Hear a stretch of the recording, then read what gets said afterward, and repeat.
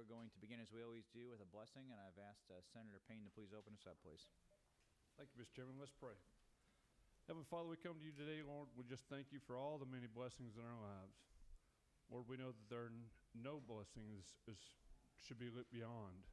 But Lord, we thank you for even the breath of life that we breathe, that you give us as a gift and as a reminder that you still have a plan and a purpose for each of us to serve. Lord, we just ask you to give us guidance and direction as we do the proceedings of the people. And I ask all this in Jesus' name. Amen. Amen. Thanks, Senator. Okay, before we begin today, I want to do just a quick review of why we're having these meetings and a little bit of background. This is the third meeting that we have had so far, and we are hearing from folks both in the Metro Atlanta area as well as throughout the state. And there is a singular purpose for these meetings, is how do we improve public safety, both literally and figuratively, so people feel safe throughout Georgia. Now, why a lot of this happens to be in Metro Atlanta, the crime problem does not have boundaries, and it goes to other areas of the state as well. A little bit of background, and I mentioned this the other two meetings, but I think it's worth repeating. This is about good, transparent, and honest solutions. This is not a time for politics, and while there's lots of other issues people may want to talk about, we're going to stay laser focused. And what we're looking for is very specific recommendations, things that we can do as a state to help out. Now, that's a partnership between our cities and our counties, our schools, the state, and federal counterparts. In prior meetings, we have heard from the GBI, from the State Patrol, from the sheriffs, from the judges, the bondsmen, the chiefs of police, from our solicitor. Today, we're going to hear from another great group of people that are going to help us fill in some of those blanks.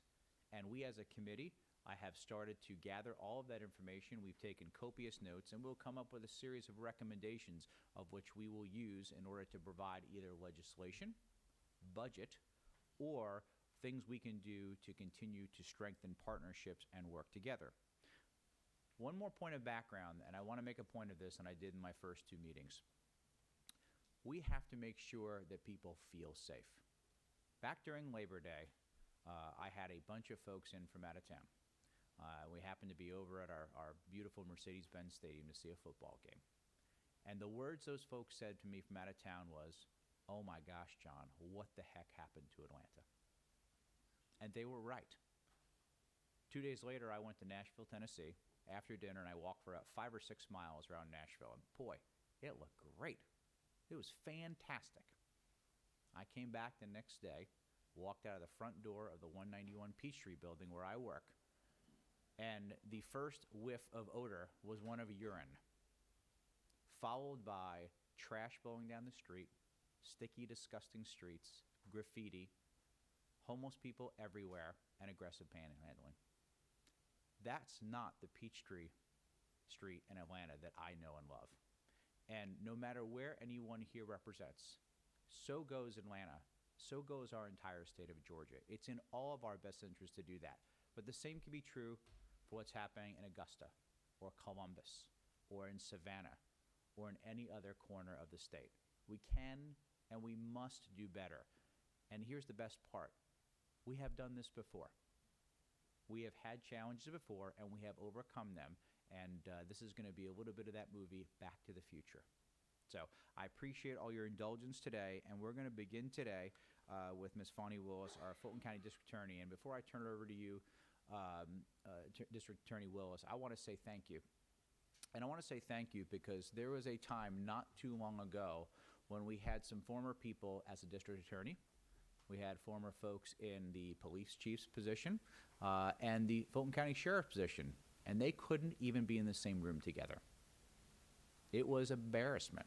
We have now is 3 true professionals who are out there every day passionately making a difference, and not just with each other, but with the partnerships we have between the state and other local authorities. So I want to thank you for bringing that back to the Fulton County District Attorney's Office and leading, and I will turn it over to you for some comments and follow-up questions. Thank you. First of all, Senator Albers, Senator Seed, Senator Jackson, Senator Robertson, Senator Summers, Senator Payne, and Senator Anderson. I did. I saved the best for last. I want to thank you for taking the time to hear from us. These are very important. It's very important what we're talking about, and you're absolutely right. What happens in Atlanta is, one, happening every place, but two, it impacts the entire state. I'm a little arrogant about my county. I love Fulton County. I love that I represent it, and I understand the importance of it. It is the largest county. It has the best demographics, in my opinion, because it shows all the diversity of Georgia and everything that we can be, and I think that you're absolutely right. We must preserve it. I would be remiss if I didn't introduce two of my colleagues, and really two of my very good friends. I have with me Executive District Attorney Mr. Michael Carlson. He leads up my Major Crimes Division. For me, the Major Crimes Division holds 6 different important parts of the office. It means he is over all of the prosecutors and investigators for our homicides, our gang cases, our civil forfeiture, our appeals, because we want to keep our convictions, our white-collar crime, and our cold and capital cases. So basically, he deals with gangs and homicides and making sure my convictions stick. Also next to him is Deputy District Attorney Julianna Peterson. She is here representing the Special Victims Division, which deals with our sex cases. And I brought them here. I believe I'll be able to field questions, but if I needed an expert, where else should you turn but to the experts that are in your office and who are also sacrificing to do this work? I tell people I'm not yet, politically savvy. All I can do is kind of give you the raw, unbridled truth. I hope that when I do that, I don't do anything to offend anyone, but what I'm going to do is be very, very honest about where I see problems, where I think we have improvement happening, and things that you all can do to help improvement happen faster. God's still working on me and patience, and I want to get this fixed, and I want to get it done now. So I really do thank you and appreciate you for having me here. And I'm honored to serve the citizens of Fulton County, and I'm a state officer, so I'm honored to serve as a state officer for the state of Georgia. We are the 8th largest state in the country, and what's happening here is important. The world is talking about our problems, and that is a problem. That goes directly to what Senator Albers says. I could have pulled out 100 headlines. I just pulled out a few. They're talking about us on every major news station, and they are talking about us in local headlines. And that's everyone from Fox News to the Washington Post. I can't tell you how often the New York Times covers my office. They harass my media people. And the Wall Street Journal. I mean, we are being covered everywhere, and unfortunately, not in a really positive way. When Atlanta is covered, it should be covered as the home of Martin Luther King and the great city and the great state that we are. So this is a problem. It's a problem for all of us as state representatives. And if you don't acknowledge a problem, you can't fix it. So I'm here to say, I understand that there's a problem, and I am here to be a partner with you so that we can get towards solutions. Because the first step is recognizing there's a problem. I don't like naysayers who say, oh, well, we're in so much trouble, we can't get out of this problem. That's a lie. We can get out of this problem, and we are headed in good directions.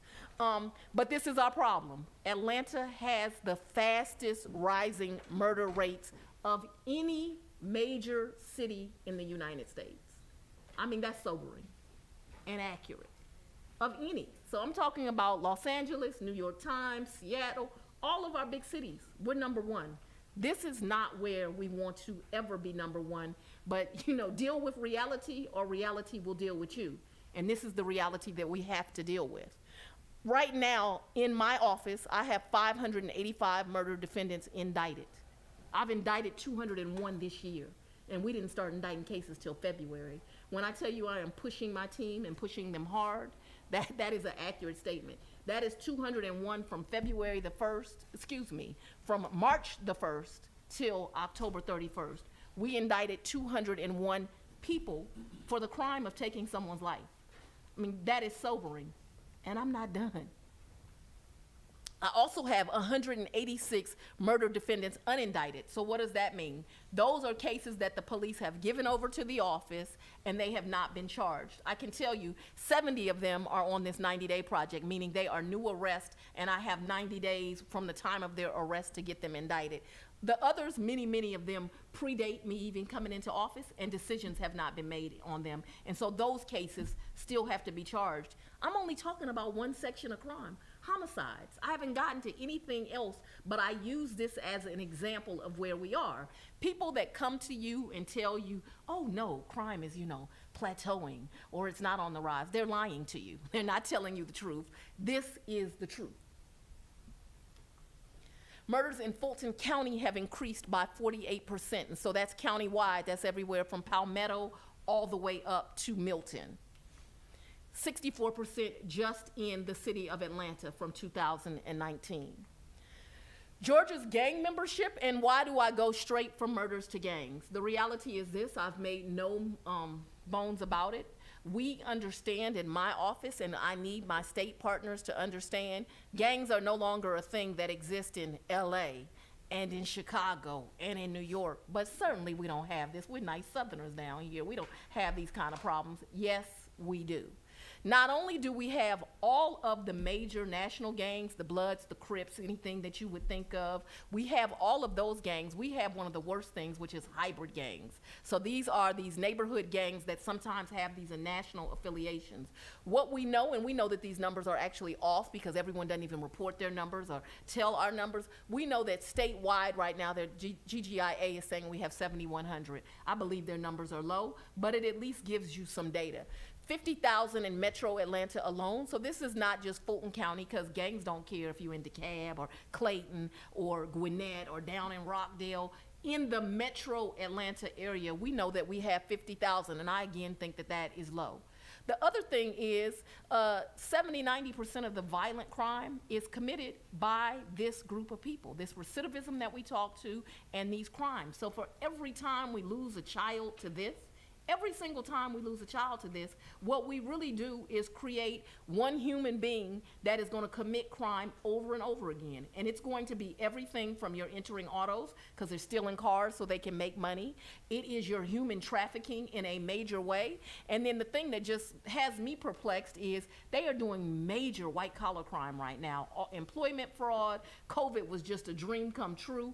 They are doing that things, and I often wonder, why don't you use this intelligence? If I could figure out how to do this to do something better. We have got to grab our children that are getting into that kind of life and committing these crimes. We have to get them. And so that's going to be a part of the solution. But gangs are a major problem, and it is a problem that we need to focus on statewide. It does not just affect me because I'm the DA in Atlanta. It impacts every city and every county in which we sit. It's your rural communities, it's your urban committees, it's your residential communities. I tell people often, you know, they'll say, oh, well, you know, isn't this just a South Fulton problem? It's not a North Fulton problem. And I'm saying, are you joking? One, I've got violent crime happening up there, but often that's places where they hunt, where people are more affluent. They go up there and steal cars. I recently tell people, I have a very good friend of mine, he's an attorney, lives up in Cobb. And he bought his wife a Range Rover. He's successful, he's having a good year, right? You buy the wife a Range Rover, she needs to be happy. And I said, are you crazy? They're looking for Range Rovers right now, and they're hitting North Fulton and Cobb.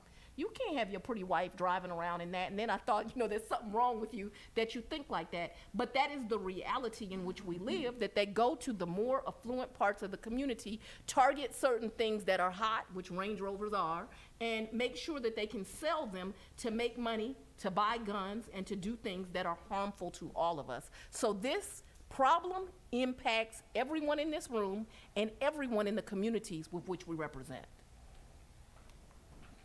Violent gang crime has spread to all corners of Fulton County, from Alpharetta to Palmetto. This is a recent turned into a crime scene. We watched as detectives worked to find the person who killed a man at a gas pump in Northeast Atlanta.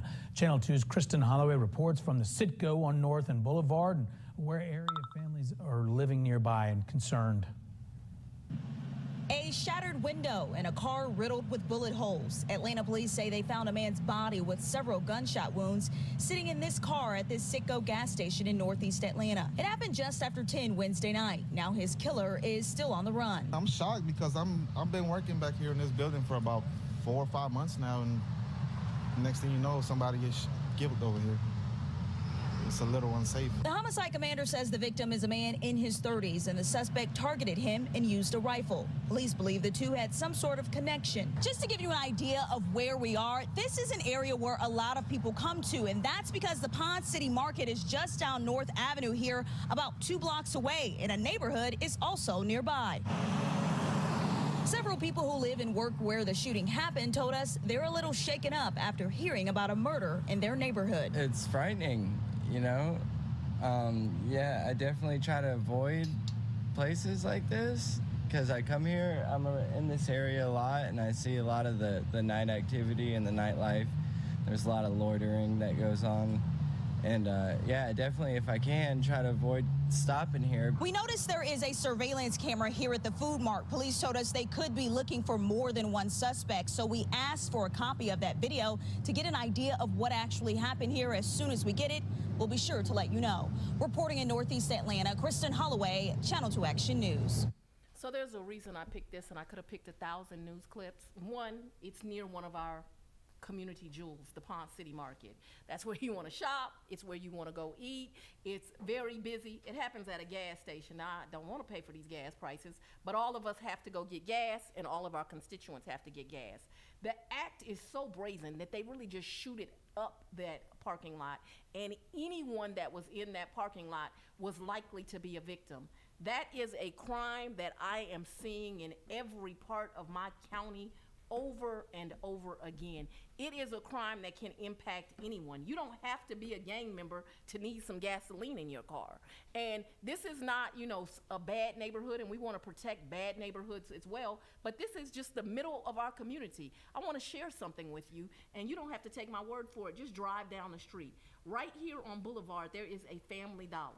That Family Dollar, literally, if you check Instagram and you're doing what my investigators are doing, you can go buy any kind of drug you want. It's gangsters sitting all outside. They've taken over the Family Dollar. I can tell you about apartments in my community where the exact same thing has happened. We're just giving up good parts of our community to these gang members. We've got to acknowledge it's a problem. I have citizens that can't go get their mail. I have a person delivering Uber Eats who just got shot because he went up and down the street because he couldn't find his location, and they wondered why he was in their community. The nerve of him.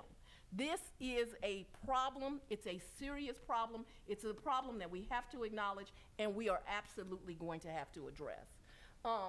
This is referring to this.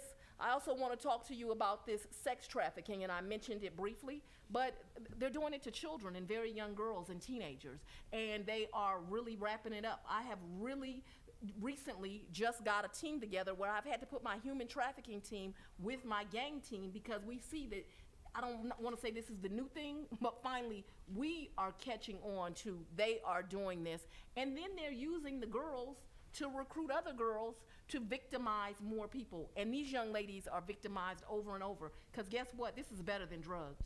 And the reason I say it's better than drugs is once you sell that crack and somebody smokes it, it's gone. But if you get a 15-year-old or a 14-year-old, you can use her up for a long time and make sure that you create a lot of havoc. And those children, they are destroyed for life.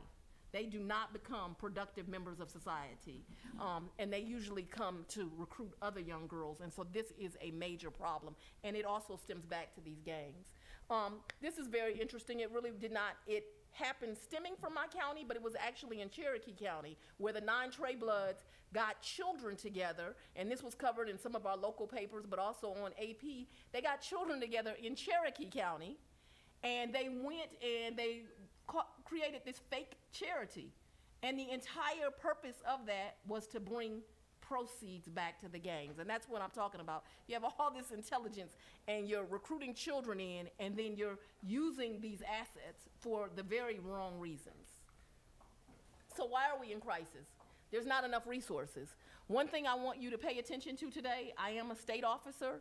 Most of what you'll hear me talking about are not things that directly benefit my agency. In other words, I'm not necessarily asking for a check that's caught to the Fulton County District Attorney's Office, but the issues we have that we're pretending we don't have can fund state agencies that benefit my office, that will benefit the DA in Cherokee, the benefit down in South Georgia, in North Georgia, everywhere. And it's like we don't want to talk about it, but today we are.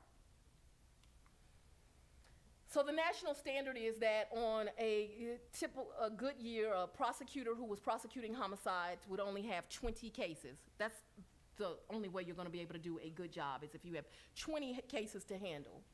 In the Fulton County District Attorney's Office, with the number of cases I've told you, that would be 39. Double. What kind of work can be done if we don't have the manpower to do those cases? Nearly double. And we're talking about for the most serious cases. This is a problem. It's a problem we need to acknowledge. It's a problem that has to be addressed.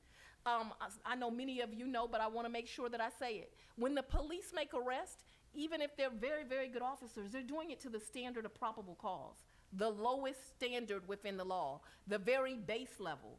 When we get those cases, they have to be investigated and worked up. My investigators take that case from that point, and then they go do the cell phone dumps. Then they go get the Instagram records. Then they go interview more witnesses, go back out and canvass. What the police do is the initial work. A district attorney's office has to build the cases from that point, because a lot of times what the police bring you will not get you to a conviction. That's just the reality. Might get you to an arrest, but an arrest is not what we're interested in. What we are interested in is removing those people from our community. And so the DA needs resources in form of investigators and lawyers to be able to prosecute these cases. Technology.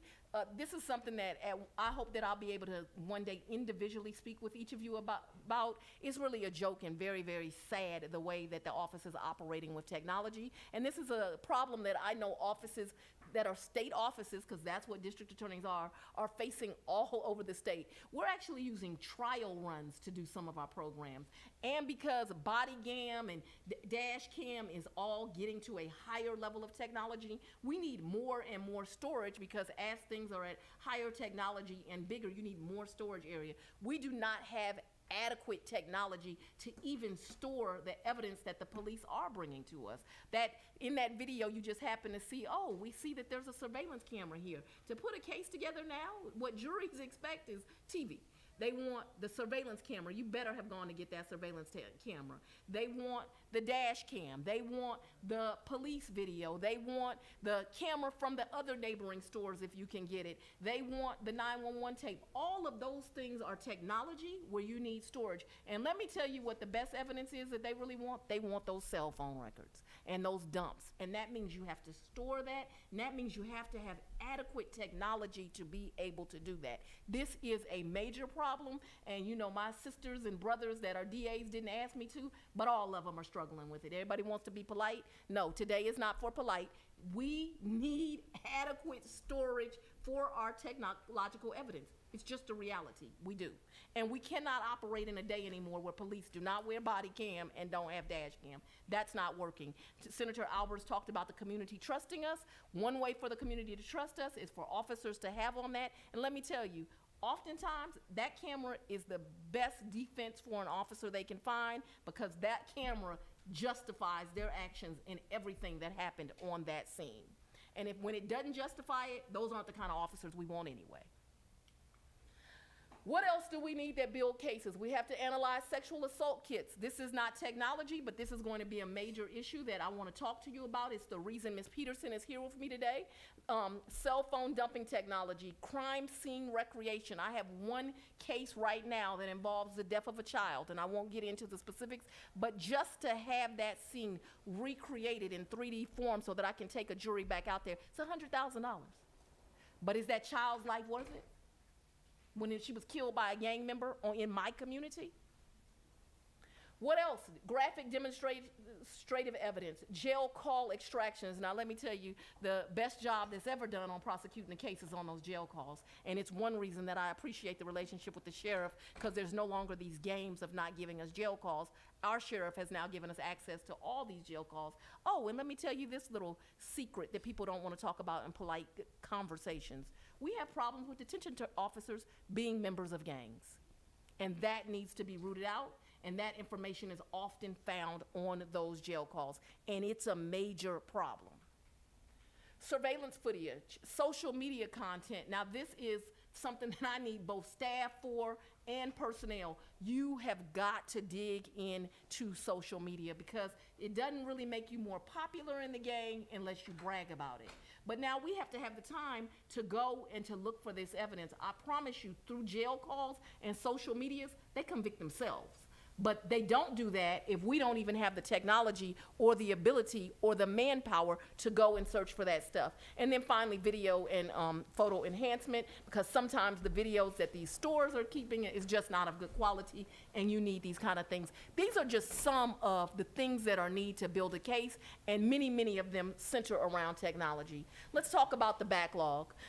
Many of you are probably familiar with the Saki project. It was actually a federal grant money. People had decided, and I do not know why, that there were all of these rape kits that weren't important enough to look at. That's the only thing I can assume, because they weren't looked at.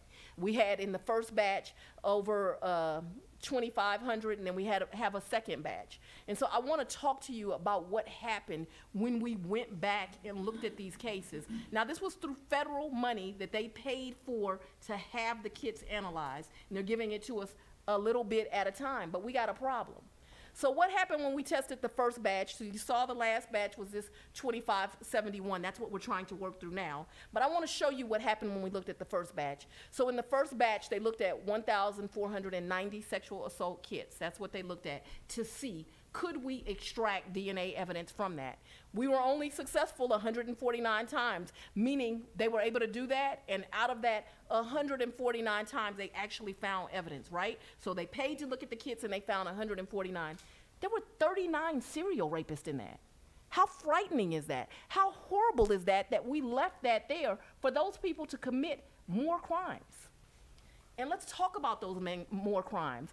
Out of those 149, they collectively had 1,575 arrests. If we had just tested the kits, they might have been off the streets to not commit that 1,575. 8 of those were homicides. Another 81 were sexual assaults. This is a problem. And right now, I have 2,500 new ones to look at. Who knows what the numbers will be on those of how many actually hit DNA and how many known sexual offenders we will find. How many serial rapists do you think will be in that group? These are not the kind of people that stop this behavior unless we stop them. It is a problem. It's a problem we have to acknowledge. And quite frankly, they are my most frightening defendants. To me, they are more frightening than the murderers, because they're just sick and they do it over and over again. Right now, this goes to this GBI problem. I have, in Fulton County, I'm not talking about the rest of the state right now, I'm talking about in my county, 3,783 uncharged drug cases. Does anybody know the policy of the GBI right now? If I arrest you, Senator Harper, not that we ever would, if I arrest you and they find on you heroin, cocaine, and meth, I find all of that on you. The GBI now has a policy, we only test one of those drugs. Well, it was his. I knew it was Senator Robinson's.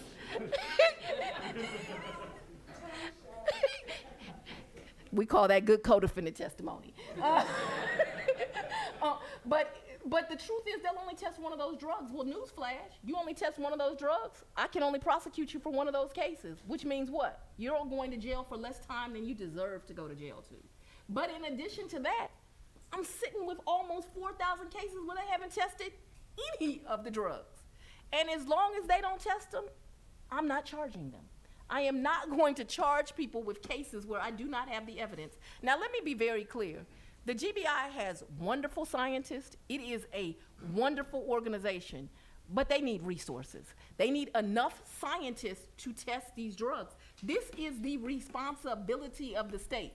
Why did I talk about those sexual assault cases? They need enough scientists to deal with my DNA kits. The federal government will only yield us out $1 million at a time a year because they're like, you don't even have the resources to test the kits if we give it to you. So every year, my office is going back and saying, can we get another $1 million? Because that at least let us test this many kits. Can we get it? Do you know how long, with the way they're giving us, it will take me over a decade to get to all those kits. If it takes me over a decade, those people are on the streets, because I never get to the evidence. This is a state problem. The GBI, that doesn't give Fulton County, doesn't give Felony Willis, doesn't give us resources, but it gives my state partner, the GBI, the resources. And I want to be real clear. I'm asking for those smart people, the scientists. I need scientists that are looking at the drug evidence. I need smart people, the scientists that are looking at the DNA evidence.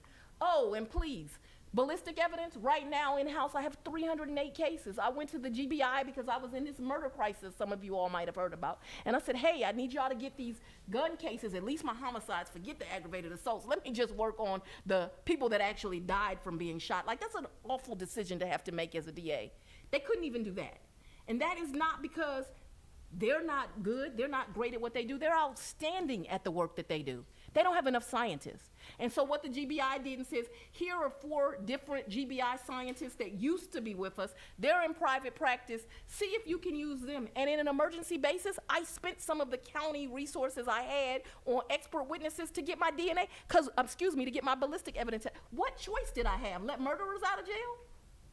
What choice do I have? I should not even have to do that. It is the responsibility of the state to have that GBI adequately funded so that they have enough ballistic scientists, they have enough DNA scientists, and they have enough scientists to test the drugs. We need it. Now, I understand I'm the biggest. I probably have the worst problems, but I'm on chains with DAs all over the state, and they all complaining about they can't get the evidence back.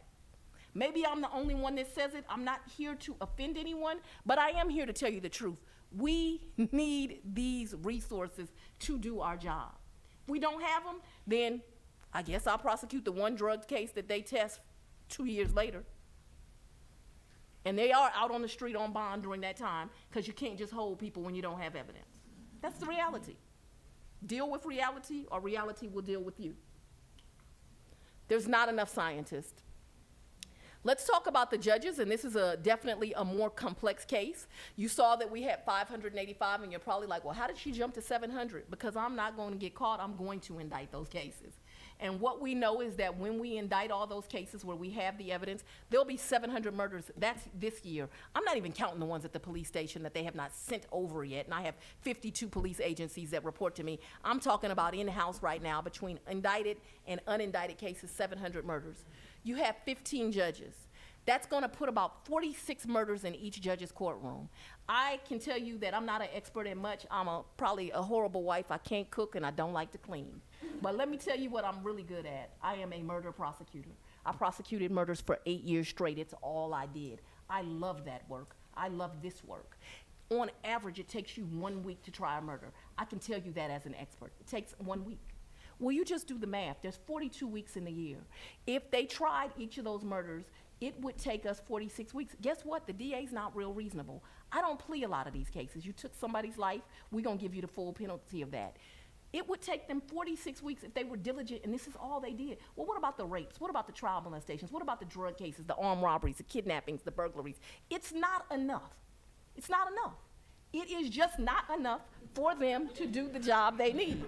I don't know what kind of trick chair y'all gave me, but we've got to focus on this. We need more judges in Fulton County, or a law that says it's the state court judges, or a mandate. The state court judges come up and deal with the most serious cases. Maybe y'all make DUI, well, you don't want to do that, but smaller cases, less of a penalty. We've got to have the judges to deal with these cases. We're not going to get through. You know, the most diligent judge doing the best job that they can, they just don't have the time. There's just not enough hours in the day. And it's like nobody wants to say that to you. That's the truth. It's just facts. It's math. I'm not great in math, but I do know it takes a week to try a murder, and I do know that there's 52 weeks in the year, and that is 46 weeks accounted for. It doesn't work. No other case would get dealt with. None. How can you help? First, I'm asking that you consider statewide to fund, and I know that this has been an issue that has come up time and time again, but we're here now. We need some state-funded gang prosecutors and investigators. They need to go. You all can do some kind of matrix, figure out where we're having the most gang problems. Now, here I am asking for the DA's office in Fulton. I need some gang prosecutors, and I need some gang investigators. And I'm going to go ahead and speak for them. So do my brother in Cobb, my sister in DeKalb, so do they down in Coweta County, so do they at every place in this state. That's just the truth. We need some state-funded gang prosecutors and investigators and the support staff to do it. What else do we need? I think I've made it pretty clear. Vic Reynolds, I think the world of him. You know, he is a former prosecutor. Maybe he's more polite than me. He's a Southern gentleman. He needs some scientists. He needs the funding for some scientists. He just does.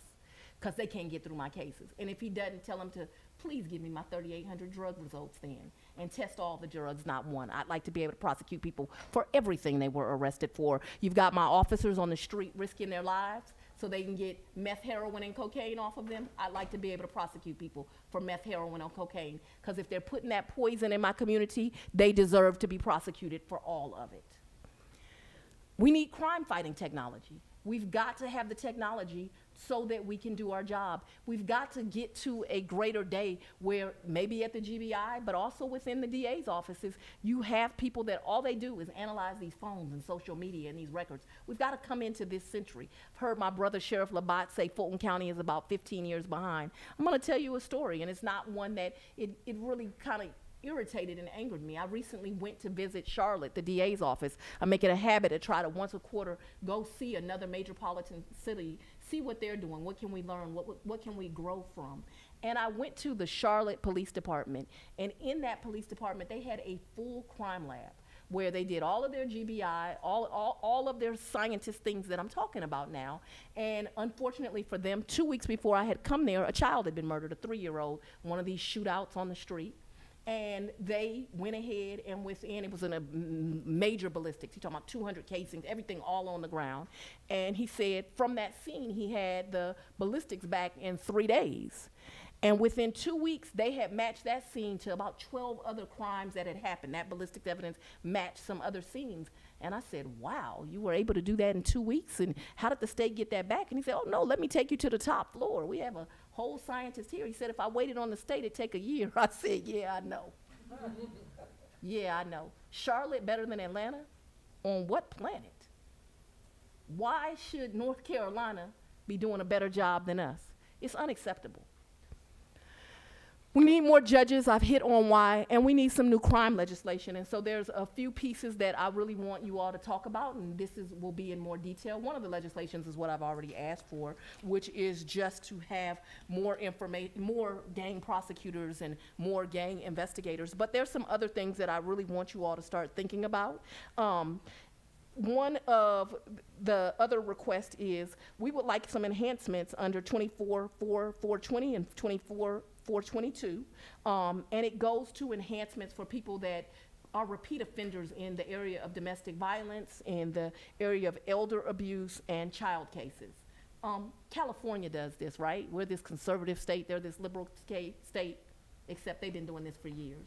Making sure that repeat offenders that are just repeat domestic violence abusers, or people that repeatedly abuse the elders, or people that repeatedly abuse children, I mean, they deserve it.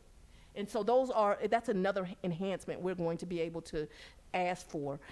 We are also going to be able to, we're going to come to you and ask you that we have some pretrial resolutions, and that is technical, and we'll get into it at a later time. But we want, when you are making these decisions on cases, to realize that the prosecutors are coming to you, and we're asking you for these common sense things that make our job easier and that are fair to the public. Listen, I tell everyone, I'm not crazy. I know I can't prosecute my way alone out of this mess. I do know that we have to get some children out of the criminal justice system, and we have to be creative, and we have to make sure that they never become members of the gangs. But I also know that when people commit violent crimes, they're willing to do it over and over again. That's what being 8 years as a murder prosecutor did. That's what being on call and getting up and stepping over bodies at night too often at 2 and 3 in the morning. It's what it teaches you, is that when people are willing to commit these violent offenses, they're willing to do it over and over again, and you're foolish if you think they won't, or that your life has value, or that your wife's life has value, or that your child or your grandchild or your neighbor or a stranger. Because it really doesn't matter for us. We've all taken an oath to serve, and we want to keep everyone in our community safe. So I'm not into polite conversations. I'm into telling you the truth. The truth is we're a state in trouble right now, but we have all of the intelligence we need right here in the state of Georgia, and all of the resources we need right here in the state of Georgia. But I do want to be your partner, and I'm here asking for your help, not only for my community, but for every community in this state. And so I thank you for your time. I do want you to know that I'm a phone call away. Text me and say, pick up the phone, call me. We will make sure that each of you have the number. And I tell people I give it to you raw, straight, no chaser. so that you can know what's going on. It can be transparent. And I'll tell you, hey, we're drowning right now. The GBI is drowning. There's no reason for me to be waiting on 3,000 cases. There's no reason for us to have 2,000 cases where we know there are sexual predators in them. We've got to do better, and I'm asking that we do better together. Thank you. Are there any questions? Thank you, DA Willis. At first, let me just say that your passion, your integrity, and your candor here today is much appreciated. Folks, 1 year ago, we didn't have any of this, right? And we are truly, truly blessed and fortunate to have you doing what you're doing, and we hear you. And we are going to work together to make changes, and I can guarantee, because I do text with our DA, and she will respond at 9 or 10 o'clock at night. So I appreciate you doing whatever it takes. One of the things that we talked about, and I think is very critical, is the work on gangs. And I know that some people understand the severity of those gangs, but some folks just don't think that's a problem. So I appreciate you bringing that forward. You know, we passed some gang legislation. Governor Kemp made that one of his main priorities. Obviously, we're going to have to double down on that even more now, so we appreciate that. I'm curious, as a question, though, in the gang legislation that we did pass over the last couple of years, was that helpful, and are there other specific things we could do to strengthen that in order to help you in your office? Oh, yeah. Yes, that was helpful. And there are several things. One is the allocation of some resources, and then there is also, under the concept of RICO with the gang statute, one thing I'm going on there is the venue issue. We recently had a gang case, and because the gangs don't respect borders, some of those acts were committed. Most of them were committed in Fulton, which is why we had it, right? But there were all these predicate acts, which I mean other crimes and other things that might have happened in DeKalb or happened in Cobb, and it happened in other places. We could enact legislation when the main hub of the issue is here in Fulton. We can prosecute it, and it would be wherever it occurred. If it occurred in Cherokee, you could prosecute it here, but the legislation would allow us to go get those predicate acts outside of our county, still in the state of Georgia, but to relax the venue rules so that we could prosecute those acts as well, since it was part of the conspiracy to commit whatever the crime was here. Good example is what I was talking about. So we're going to Cobb and we're stealing Range Rovers, and then we're coming back to Fulton and we're selling them overseas, and then we're using that money to fund the guns and the violence here. But I can't prosecute that theft that happened because it's outside of my jurisdiction. If you relax that, that would be very helpful. That's great, and I know your PowerPoint was great, and a bunch of us were taking notes. Can we make sure we get a follow-up copy of that so we can share with the committee members? Absolutely. That'd be great. I for once in my life, I'm glad I can't afford a Range Rover, just for the record. One other item, I know you have been working with the Fulton County Commission as well for funding from them as well. Could you give us a little update on any progress you're getting from the local level, because it does impact all of us? Yes, absolutely. And I want to commend my commissioners. One, through the ORCA money, which we call ORCA, the money that came from the federal government. They gave me temporarily 74 positions. Those positions were spread amongst advocates, amongst lawyers, and among investigators. That is specifically to deal with the backlog of unindicted cases. Some of you know that when I came into office, I inherited a backlog of 11,000 cases. The truth of and that's 11,000 unindicted, meaning sitting waiting for me uncharged were 11,000 cases. Now, I've been very honest with people. Not all of those were a result of COVID. In fact, over 4,000 of them were not a result of COVID. So we had cases from 2016 to 2019, and even some earlier, but most of those, the statute of limitations had run on, that had just been sitting and had not been charged due to mismanagement. I can't speculate. They were not charged. You walk in and you deal with the reality. And so we had to charge those cases, as well as there was nothing anyone could do when you have grand jury down for a year, although they could have come to work and done some investigations so when the grand jury got running. So we were just left with this pot of 11,000 cases. So it is to help with that. They also have given me 55 ones that are permanent to help because the office was understaffed. Now, I'll be very honest with you. We looked at other district attorneys' offices in major cities and did kind of a per capita rate. even with what they gave us, we were about 25 lower, but they did give me what I asked for. I thought I had to let them digest slowly what the problem was and that this would help us get those people onboarded. I know that there are agencies and people having problem recruiting. I recruit very aggressively. I know that's shocking to you all that I would do something aggressively. But we have been able to recruit the talent that we needed, and we're continuing to recruit. I do 2 full days a month where I do nothing but interviews, and I'm on every kind of social media you can find and every kind of job site to get people. So that has been very helpful, and I'm very thankful to the commissioners, and I want to give them credit. The second thing the commissioners did that I am very helpful for is we were busting at the seams. I did not have places to put people. I probably shouldn't say this and being recorded, but I had cleared out closets and made them offices. Like, we were just doing everything. We were on top of each other. The office was really found in a disgusting state.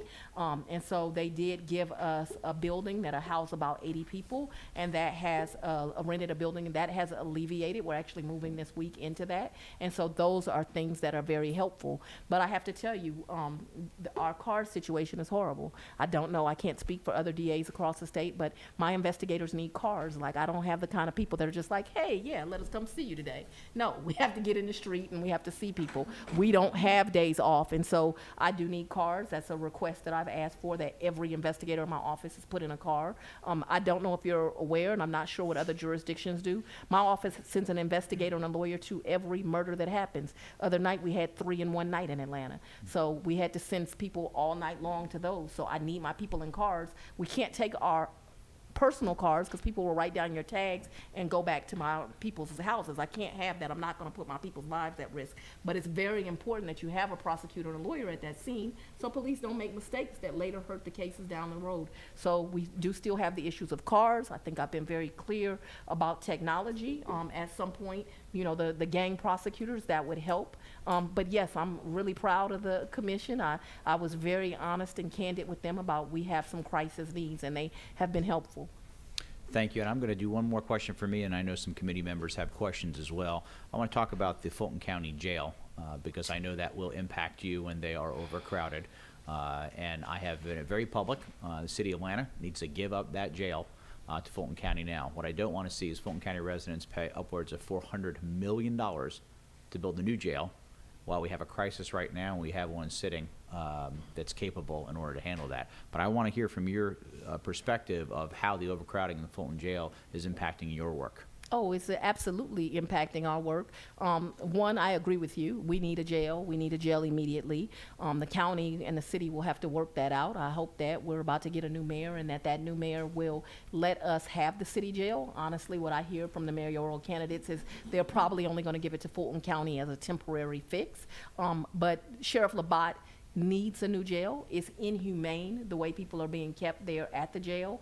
And I've probably told the county, like, stop sending me the jail numbers every single week. So there is this intrinsic, you know, unpopular pressure that the judges probably don't want to tell you that they have, but where they're getting sent every week that we are over capacity, we are over capacity, we are over capacity. It's probably allowing some people to get bonds, and maybe they wouldn't, but where are you going to put them? Where are you going to put them? We need a new jail immediately. I don't even know the last time we have been at capacity. I know that we went to Cobb and we rented 500 beds, but that's insane. Like, we're paying another county to have, Fulton County has got to have a jail, and it does impact our work. Thank you, and to my fellow legislators that are here, and especially ones that might be listening that cover Atlanta. Atlanta's our capital city, and it sits in Fulton County. Talk to the mayor, talk to the folks that are running for office, talk to the council members. Turn that jail over today. Don't wait another day. People are out in the streets. DA Willis just told us what's happening, and that could make a meaningful change right away. I want to turn it over to Senator Robertson for a question. Thank you, District Attorney. I appreciate you coming in today and being so candid. I'm somewhat shy and bashful myself, but I'll try to power through.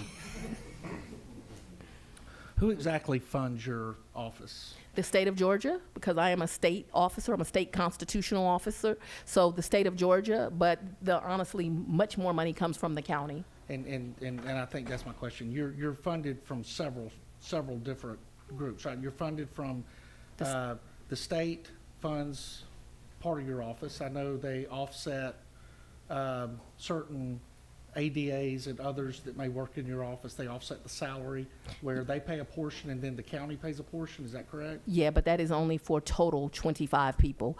My office is an office that needs to be manned at around 375. So yes, the state offsets, and offsets is a very good word because the salaries that they offer are not enough to attract people to Atlanta. But yes, they do offset 25 positions. Okay, and Fulton County funds The rest. The rest.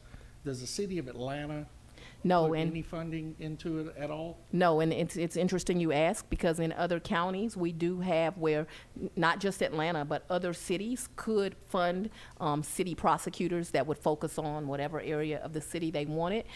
It is a conversation I plan to have with whoever becomes our next mayor, is that I would like the city to fund them.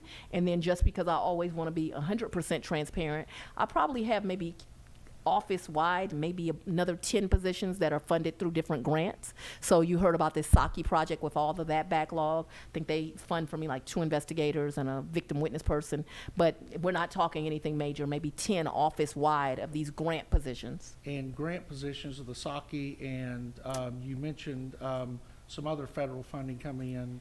Well, that was also Saki. So what the federal government has given us money with Saki to do is to test those rape kits. Correct. But they give it to us a very little bit at a time. And I don't want to say a little bit, I don't want to sound ungrateful, but not enough to test all the kits we have sitting. And this grant money could possibly go away.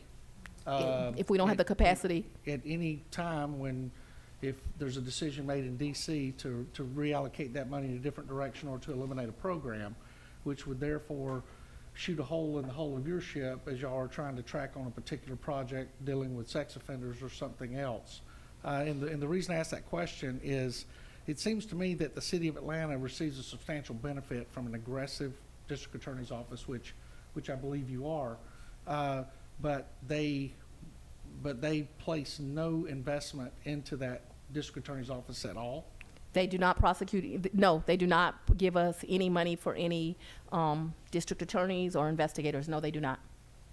Okay, but they were able to find $70 million, or hope so, to create an Office on Violence Prevention, which was a little concern of mine when we have cogs in the wheel, such as a district attorney's office that is already well-trained and focused on reducing violence through aggressive prosecution and constitutional case law being applied throughout the community that's well established.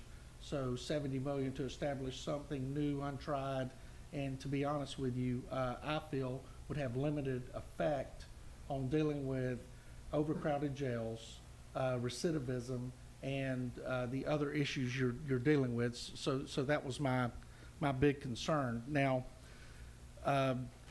do you right now, since we are speaking truth, and the only unforgivable sin in my profession is a lie, but do we have duplicity between the district attorney's office and the law enforcement agencies that you serve beyond the investigator and the law enforcement officer?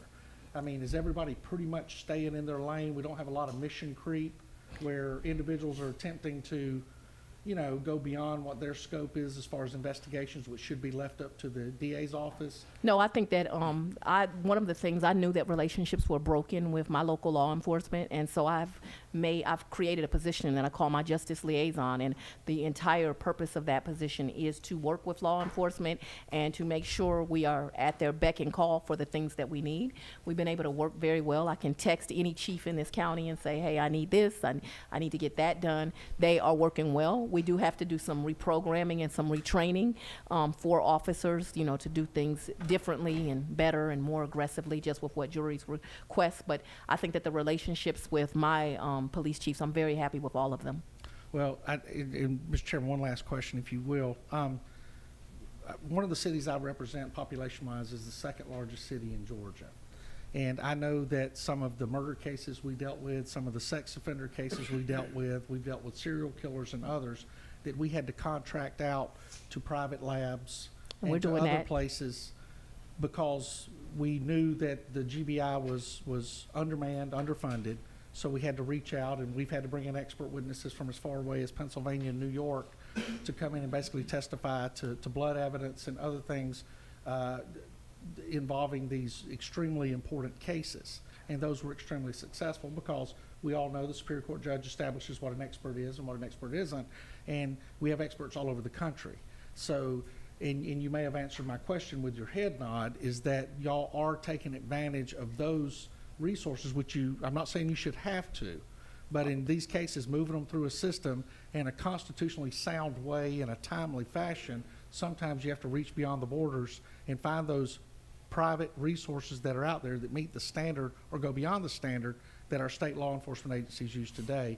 So y'all do use some of those? Oh, absolutely. I have to use experts in all kinds of cases to do reconstructions, to do blood analysis, to do ballistic evidence right now, more so than we've ever had to do. So yes, we do. But you also know if your community is doing that, those experts are not cheap. And we're spending a lot of money on those resources to do it. And so, yes, but I do have a professional services budget where we go out and contract experts because I don't have a choice. Right. And finally, my last comment is I absolutely agree with you. Those experts are not cheap, but when we're talking about public safety, it's absolutely worth it. The bill should never be tallied until the end of time. So, and it should take priority over a lot of things that I feel that throughout the state of Georgia, communities not as aggressive as you are wasting money on, and at the same time complaining for not having funding from the state that they could very well fund themselves. So thank you, DA. I appreciate you. Thank you, Senator. I've got a question from Senator C. Thank you, Mr. Chairman, and thank you. I'm just flashing back 20 years when I started here, and Vernon Keenan was talking about index cards, and we finally got into technology, and we are moving in the right direction. However, I had a constituent whose son was recruited into a gang, and he wanted to have coffee with me, so we had a little coffee, and he was telling me how he literally confronted some of the gang leaders because he was not allowing his child to be in a gang because he was recruited out of high school to go to Vietnam. And what he was saying was, if these gang people are showing them something to get them in the mindset of even joining a gang that's doing all of these hideous things, what are we doing? Are we looking at other programs? You alluded in your comments to the brilliant minds. We got a lot of brilliant minds that's been included into a gang where they're actually taking lives. What are we doing, or are we doing anything to try to help those kids who obviously find themselves in a position to say yes to gangs? Ooh, you opened a can of worms right there. So since we have it a truthful day, honestly, I think that the services down at juvenile court are completely inadequate. And if they are as inadequate in my county as they are in others, we have real problems. I have developed a partnership with the United States Attorney of the Northern District, Kurt Erskine, who's in now. We just did a program with Credible Messengers where we tried to pull 150 kids, but quite frankly, the program was too short, meaning it was some months in the summer, and then you just kind of let those kids back into terrible environments. There are not enough options for our juvenile court judges to try to catch those children on the front end. And the reality is all we're doing is if you don't do things to either catch them or penalize them or teach them a lesson, they just up the street at 17 and I'm prosecuting them. So no, there are not enough resources around really trying to get, and I'm talking about very young. I had a very sad conversation yesterday with one of my colleagues. Really by about 16, we're done. We've already lost at that point. We have got to go and capture these children between about the ages of 9 and 15, and 15 is really pushing the outskirts. We have to do better. One last follow-up, Mr. Chairman. Go right ahead. That same father who was very passionate did say, and it's no knock to the spending of the monies here, but he brought up, if we can put gates all around and do these other things, why aren't we investing in our future? Yeah, we've got to. Thank you. Okay, DA Willis, let me follow up. Oh, hang on a minute. One more question. We're going to have to make this brief because we're a little behind. Senator Anderson. Do you see the crimes and the gangs, or do you see new members coming into Atlanta area? Yes. You're saying, am I seeing people from other communities Right. come into our community? I mean, that's we have never seen before. I mean, what's kind of percentage do you think that we have new crime? I mean, I think the recruitment is good, and so I think that it is both coming from our children that live within our communities that are being recruited in, but I also think that Atlanta is a hot spot, and there's lots of cool things going on here, and so, you know, you get the good with the bad. You attract things that are not positive here. You know, we have a community complaining on the northern side of Atlanta, but the reality is this. You know, that's where all the good clubs are, and that's where the cool restaurants are, and that's where the good shopping is. And so these things are what we call in the law attractive nuisances that are bringing in problems. So yes, we are bringing negative things here, and they're not just from Georgia.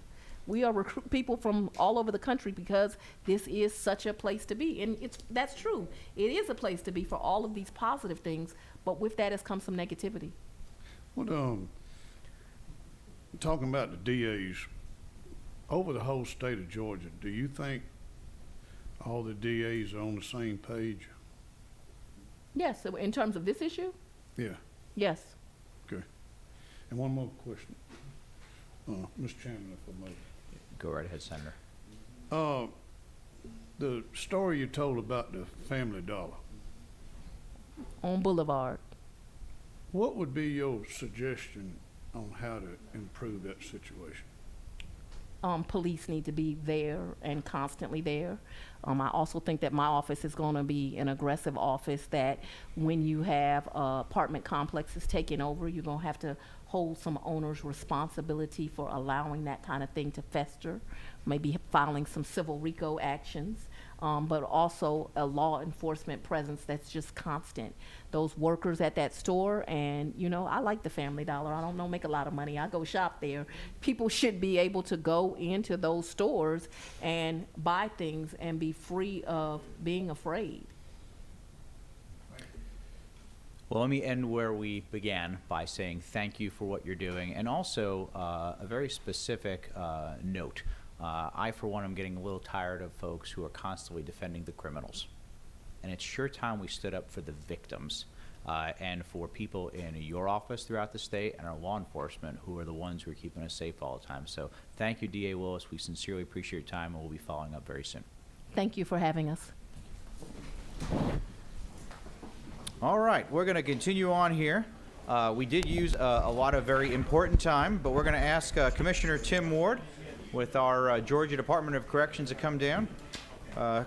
Commissioner, if you could help me out and make your presentation brief and to the point, and then we'll do some questions, but we do have to get to a few more folks. I want to begin by thanking Commissioner and his staff. We've been working together for years, both myself and Chairman Harper, Chairman Robertson, and others, and I know every day that your folks are literally on the battle. Right there on the line, protecting us from those who are incarcerated. So I'm going to begin by saying thank you to you and your team. And again, focusing on one thing today. What can we do to improve both the reality and perception of people feeling safe and the crime that we're facing, not just in Atlanta, but around our state of Georgia? And I know ultimately they end up in your custody a lot, but also there are sometimes nefarious things that happen within those wires as well. So I'll turn it over to you, Commissioner. Yep. First of all, thank you for having me, Senator Abbott. I just want to real quickly introduce two guys. Ahmed Hope, he's my Assistant Commissioner for Facility Operations, and Mr. Clay Nix, he's my Director of Professional Office of Professional Standards. And I just want Clay, when I get started, briefly talk about some of our partnerships we have with our external partners, with law enforcement. And then also I have Ahmed because when Ahmed was a warden, he was very instrumental when we started our managed access project for cell phone jamming, and he can kind of speak to that a little bit. But briefly, I want to kind of give you a quick little snapshot of the Georgia Department of Corrections. Right now, sir, we have 46,000 offenders in our charge, 314. Of those, 10,500, which is roughly 29%, have some sort of mental health diagnosis. We have another 38% that have a chronic care issue, meaning that they have like cardiovascular disease, diabetes, respiratory issues, cancer, and things of that nature. And piggyback on DA Willis, 13,793 of those offenders have some sort of gang affiliation. That's almost 30% of our population has a gang affiliation.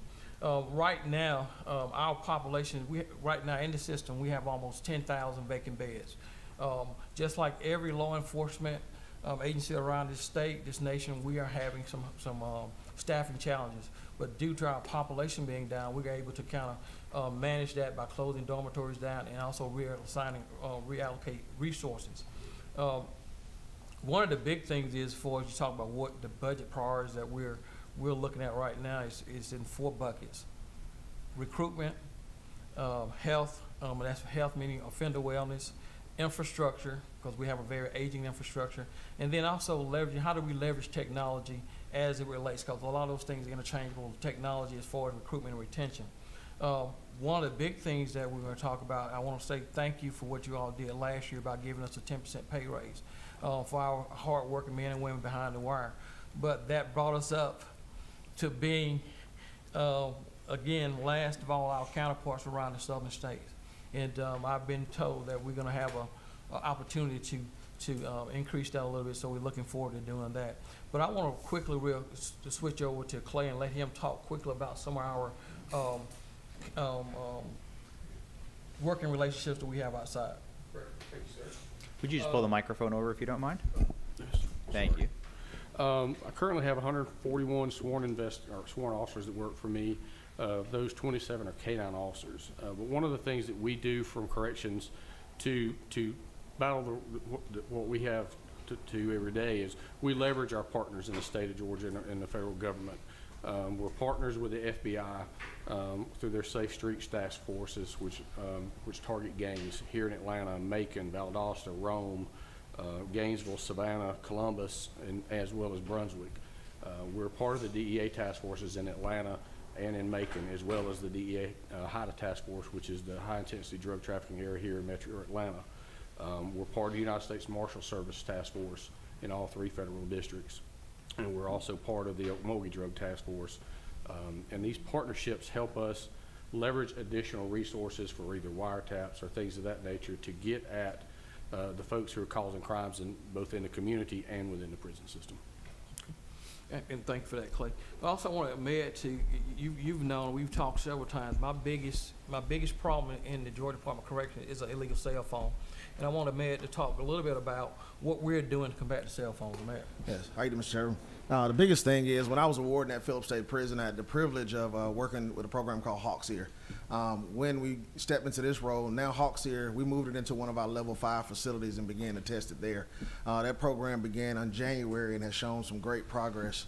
We're also going to move to another one of our level 5 facilities, which is Valdosta State Prison, and we're looking at also going back to resecure Phillips because it was just a pilot site at the time. The way that works, if you can just imagine it essentially becoming its own cell phone tower within a system, and it actually captures that signal before it's allowed to get out. And that way we can begin, there's no one single way to stop this threat that we have inside of our facilities, but that gives us an opportunity to begin that process. So if I could ask a quick question on that. The way that would work then is for those who are legitimately needing to make a call, right? Somebody who's working in that facility, their call is going to get out, and then basically you're going to stop those other ones from getting past there. Does that include both voice and data? Voice and data, and it's essentially called whitelisting those approved phones that we have inside of our facilities, and then all the rest of them are captured.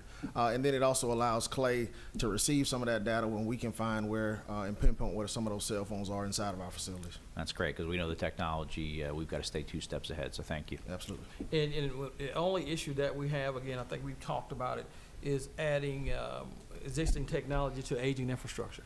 And that's the biggest issue that we're facing right now. We've gotten in some favorable conversation with the governor's office about improvement with that infrastructure. As you know, 73% of our inmate population is violent. And as the DA pointed out, they arrest them, they come to me. And we got to be able to hold those individuals once they come into our facility. So that's a brief snapshot of what we have going on right now. The thing that we need that can really help us move forward is additional transition center beds. One of the things she talked about, when those offenders are released back into the community, right now we have roughly a little bit under 5,000 transition center beds statewide. By an individual, prior to him being released, if he has the opportunity to go to a 12-month, 18-month transitional center, he gains enough money to either, one, have enough money for a down payment on an apartment, pay his utilities, and be able to bridge that gap to be successful. If he don't, he kind of reverts back to the things he did prior to him coming in. But I think we need to invest in those transition center beds, and that'll be a big help as far as we fighting the crime all around the state. Okay?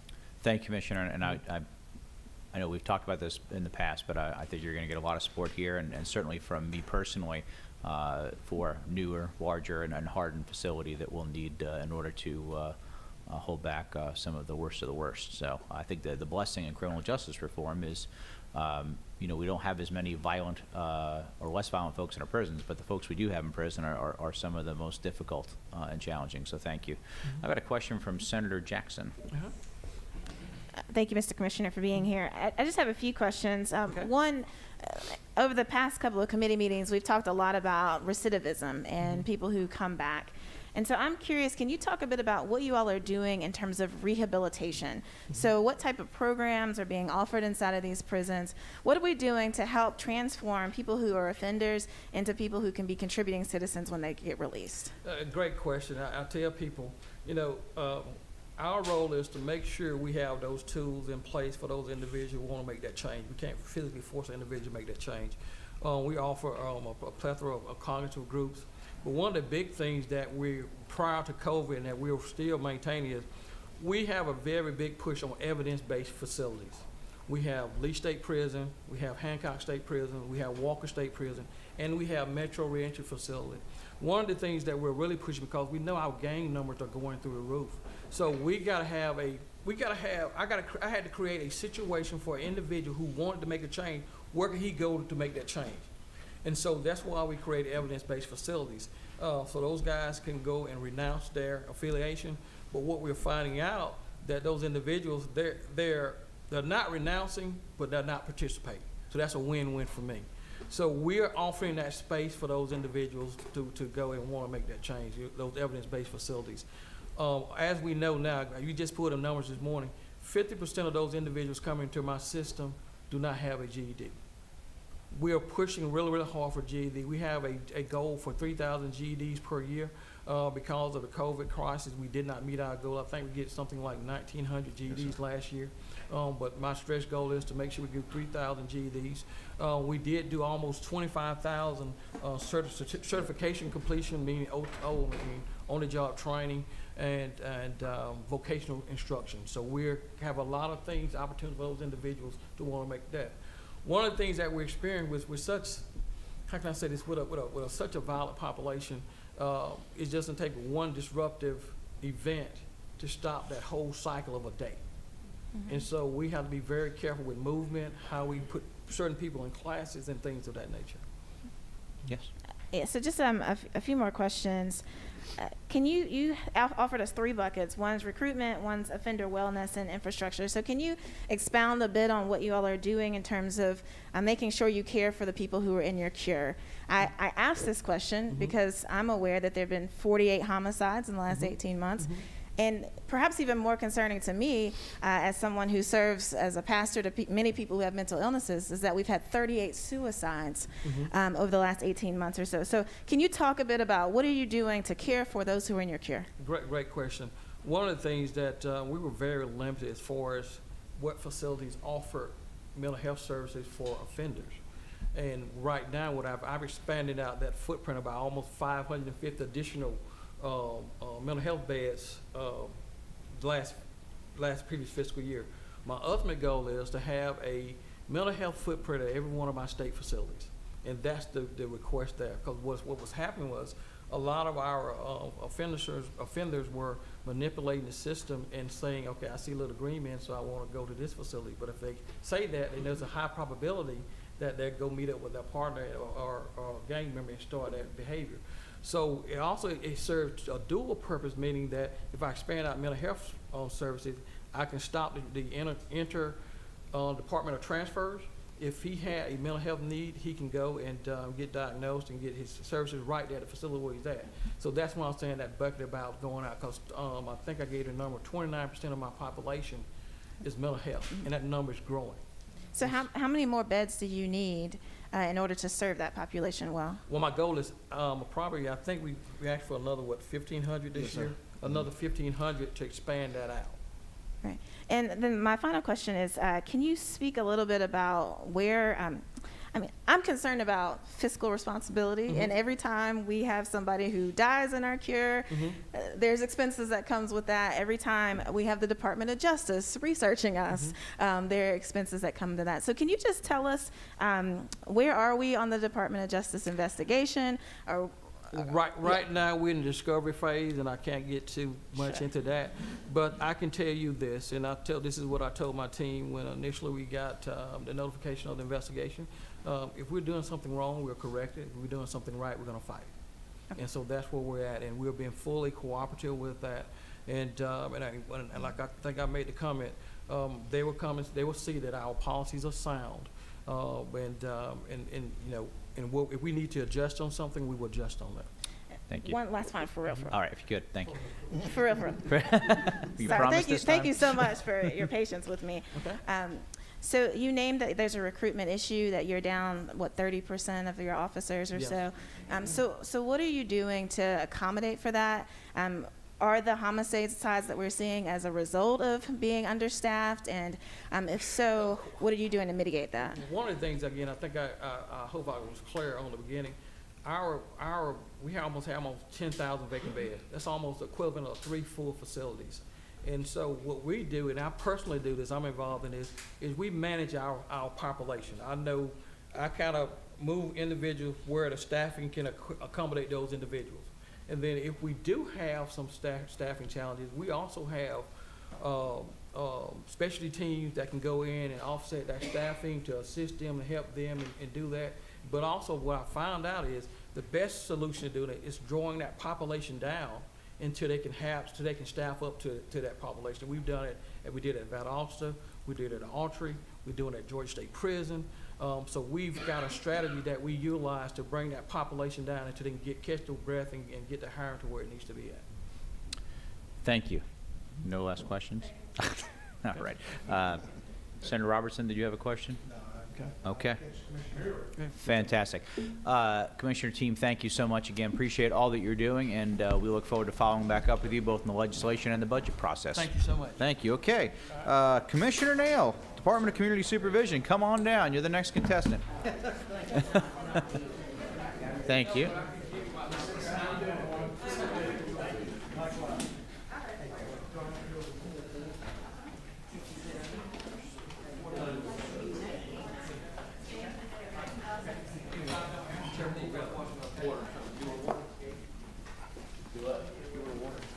I'd love a water. Thank you.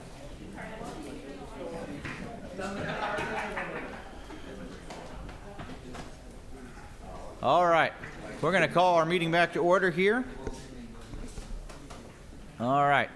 Commissioner Nail, if you would please, I know you've got a presentation here. Like everybody else, we've got 3 people behind you, and we are going to lose our room in about 45 minutes, so if you could be I will, sir. brief and to the point.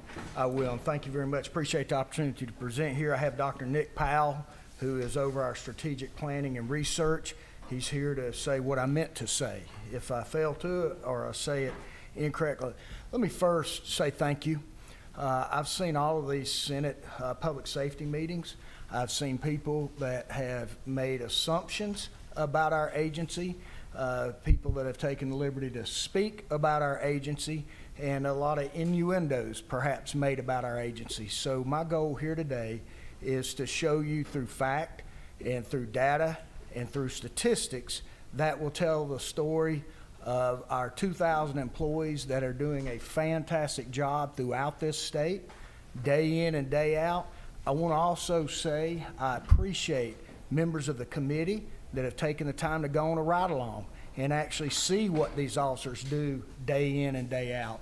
I can talk about it all day long, but you taking the time to be there or attending a day reporting center graduation makes a huge, huge difference, and I did not want to miss that opportunity. The way we're approaching this when we talk about crime, we want to be part of the solution. We do not want to compound the problem, but we're not going to point fingers, and we're not going to lay blame. I've been in this business 33 years. I'm not a criminologist. I'm just a good old community corrections guy. I've dabbled in facilities a little bit, but that's just not my forte. But we're going to stay in our lane and present the information that is relevant to this topic as it relates to DCS. Our mission's it's simply said, not simply done. If you've been to prison, we don't want you going back. If you hadn't been to prison, we don't want you going in the first place. And we operate off of evidence-based practices because the fortitude and the intelligence of the legislature when they created our agency required by statute that we all operate off of research and evidence-based practices. So, real quick, person-centered supervision, we prioritize high risk, high need. I will be very candid with you and share with you there are folks under our supervision that do not need our services. They do not need to be under our supervision. These are self-correctors that one quick flight through the court system, they don't need our services. And interesting enough, what does research say? When you over-supervise somebody that doesn't need supervision, you're going to get a bad outcome.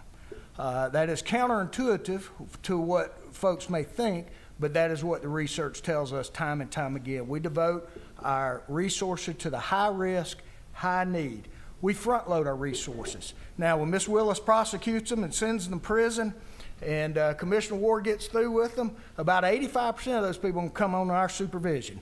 They've been to prison before. So that's the population that we're trying to deal with. That's the population that we are managing right now. We front load our resources. Why? Research clearly says within the first 6 to 12 months, that is typically when, if they're going to violate and mess up, that is when they do it. So everybody coming on, we front load the resources based on a prioritization of the risk and their need, which is a validated instrument on the Georgia population. It's a goal-based component.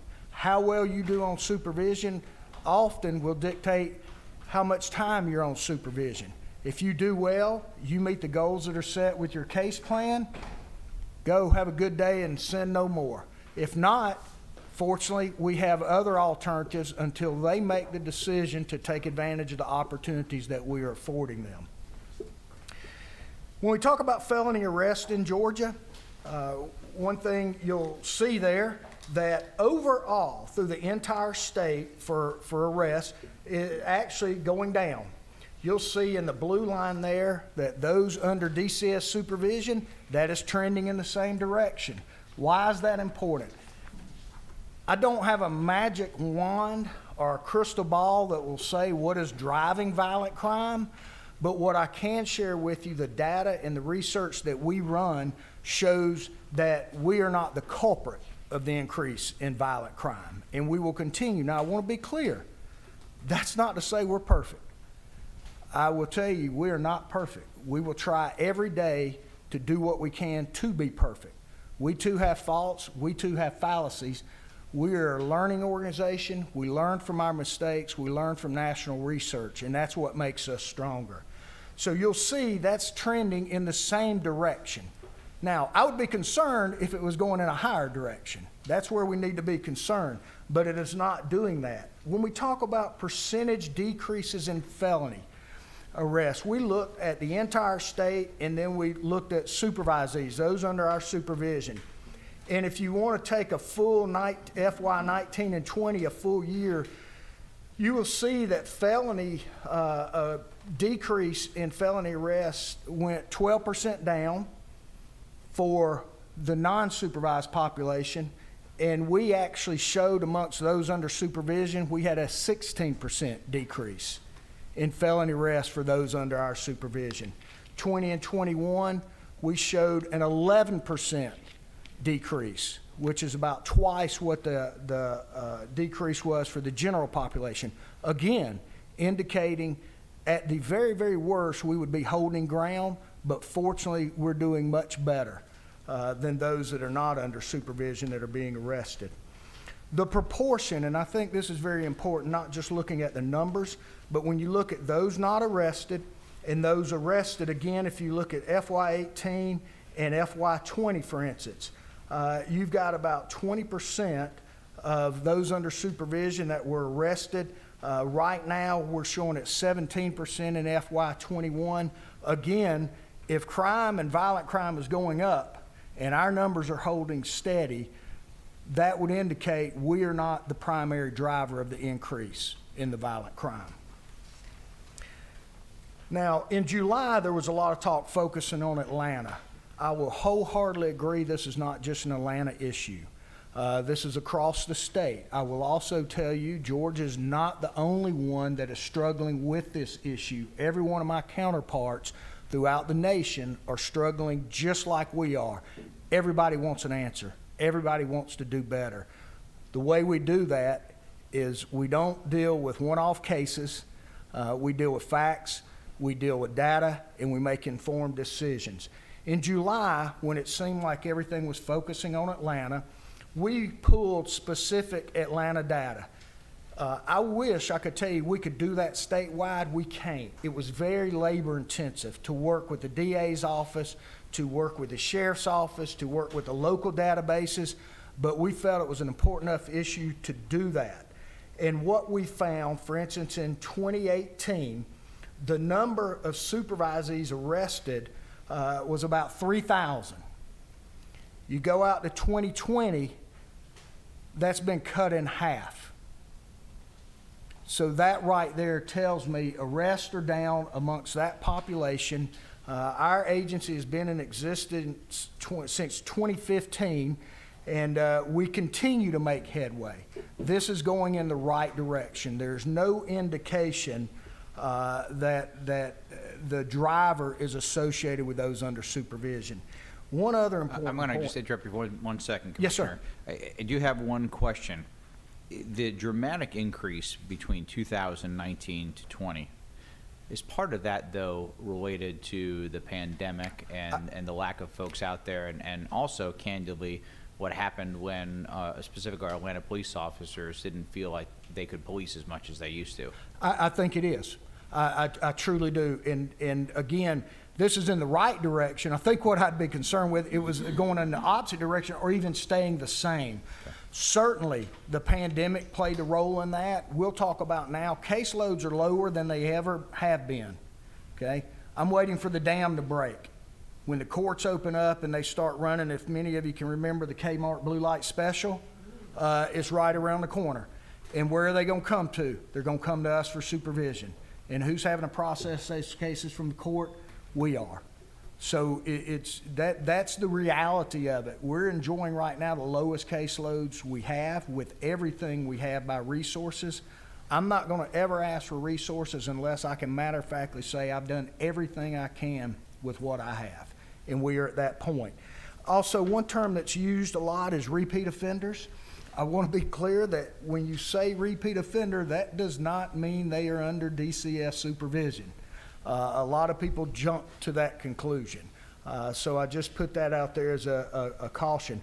One other interesting thing we found out in Atlanta, the Atlanta population has really been decreasing, and the number of those under supervision in Atlanta, that rate is decreasing even more. Now, what that tells me is, again, there's not necessarily a zip code associated with crime, but we do look at the number of individuals under supervision. That gives us our workload analysis for officers and the proportion of officers as well. Violent offenses. When we look at the violent offenses, the percentage of Atlanta new felony offenses that are violent, when you talk about those under supervision, seem to be staying consistent. One violent offense is one violent offense too many. And even though it is staying consistent, we will still continue to do what we can. But the indication here is that our population is not being a direct driver of the increase in violent crime based on the data that we have. Talk just briefly about the revocation process. A lot of people don't understand. We don't choose who comes to us. We get them from the court, or we get them from the parole board. And I will tell you, I will never question the decision of either of those entities. Our job is to supervise who are placed under our supervision, period. And we serve the courts and we serve the parole board in the supervision aspects. When you talk about revocations and talking about perhaps the pandemic, we prepare the petition for revocation. We do have policies in place saying it must be prepared in a certain amount of time. I don't think it's right to let anybody languish in jail before they have had their due process. So we have those. Once we file that petition, it's out of our hands. We do not set the court dates. The court sets the date for that revocation hearing. So there's a lot of miscommunication about that. The other thing is, oftentimes we will travel on a revocation hearing and revoke someone's probation perhaps before the charge in which they have violated their probation is even adjudicated. And the system is set up because there are different standards of evidence. So a lot of times you may hear a lot of folks going into the prison system on a technical violation when really what it is a felony offense that just has not yet been formally adjudicated in the courts, but it has through in a separate hearing. Also, of course, judges have the discretion. They can revoke balances, but they're required by law to look at alternatives in lieu of prison for those cases that are applicable. Partnerships with law enforcement, much like Department of Corrections, we have, and this is to date in 2021, we have had 12 DCS-led operations. From those 12, I believe there could be a misprint that says 4 on that second line. Of those 12 operations, they have yielded us 118 arrests. These are the individuals that really need to be off the street. We have a good partnership with the Atlanta Repeat Offender Commission. In fact, we have shared our database with them so they can have access to it. We also serve to support the statewide crime suppression unit, which we have officers that are in these streets day in and day out. We do not have a lot of brick and mortar offices. Our work is done in the community. Fourth Amendment waivers. We have had to this date, 150 firearms located by DCS officers as a result of that Fourth Amendment waiver. In 2019, we had 335 firearms confiscated by DCS officers. These are convicted felons who are not supposed to, by law, have a firearm. I'll talk to the Fourth Amendment in just a moment. Our fugitive squad, they work closely with the Marshal Service. When we have someone that needs to be off the street sooner rather than later, we make the referral. We did that to date for this year 245 times. They have a 245, they have a 100% clearance rate. They do a wonderful job. We have partnerships and task force officers assigned to the DEA, FBI, Marshal Service, ATF, as well as other state law enforcement agencies to include the GBI. So, again, we understand our role and our partnership with law enforcement and want to do everything for that. Now, everybody's talking about needing more money. You know, I don't know what the problem is, but if you give me people and money, I'll solve it. We've all heard that before. I will talk to you about our turnover rates. One thing that is getting very concerning, we enjoy a pretty good turnover rate, quite candidly. It's about 13%. In fact, that's one of the lowest in state government. It is the lowest in the law enforcement arena. Here's the concern. In the past 2 years, among sworn staff, that level of retention percentage increase has gone up, of course. Okay? Now, it hasn't for our non-sworn, interestingly enough, but it has for our sworn. Big question is why? There's a couple things that I will get to in just a moment. And Senator Alvarez, I certainly respect you, and I know how you are. You want solutions. And I'm not going to come here without having some recommendations and suggestions in hand. But when we talk about our staff in particular, these are individuals that are required to have 4-year college degrees. Okay? They have those because these are complex cases.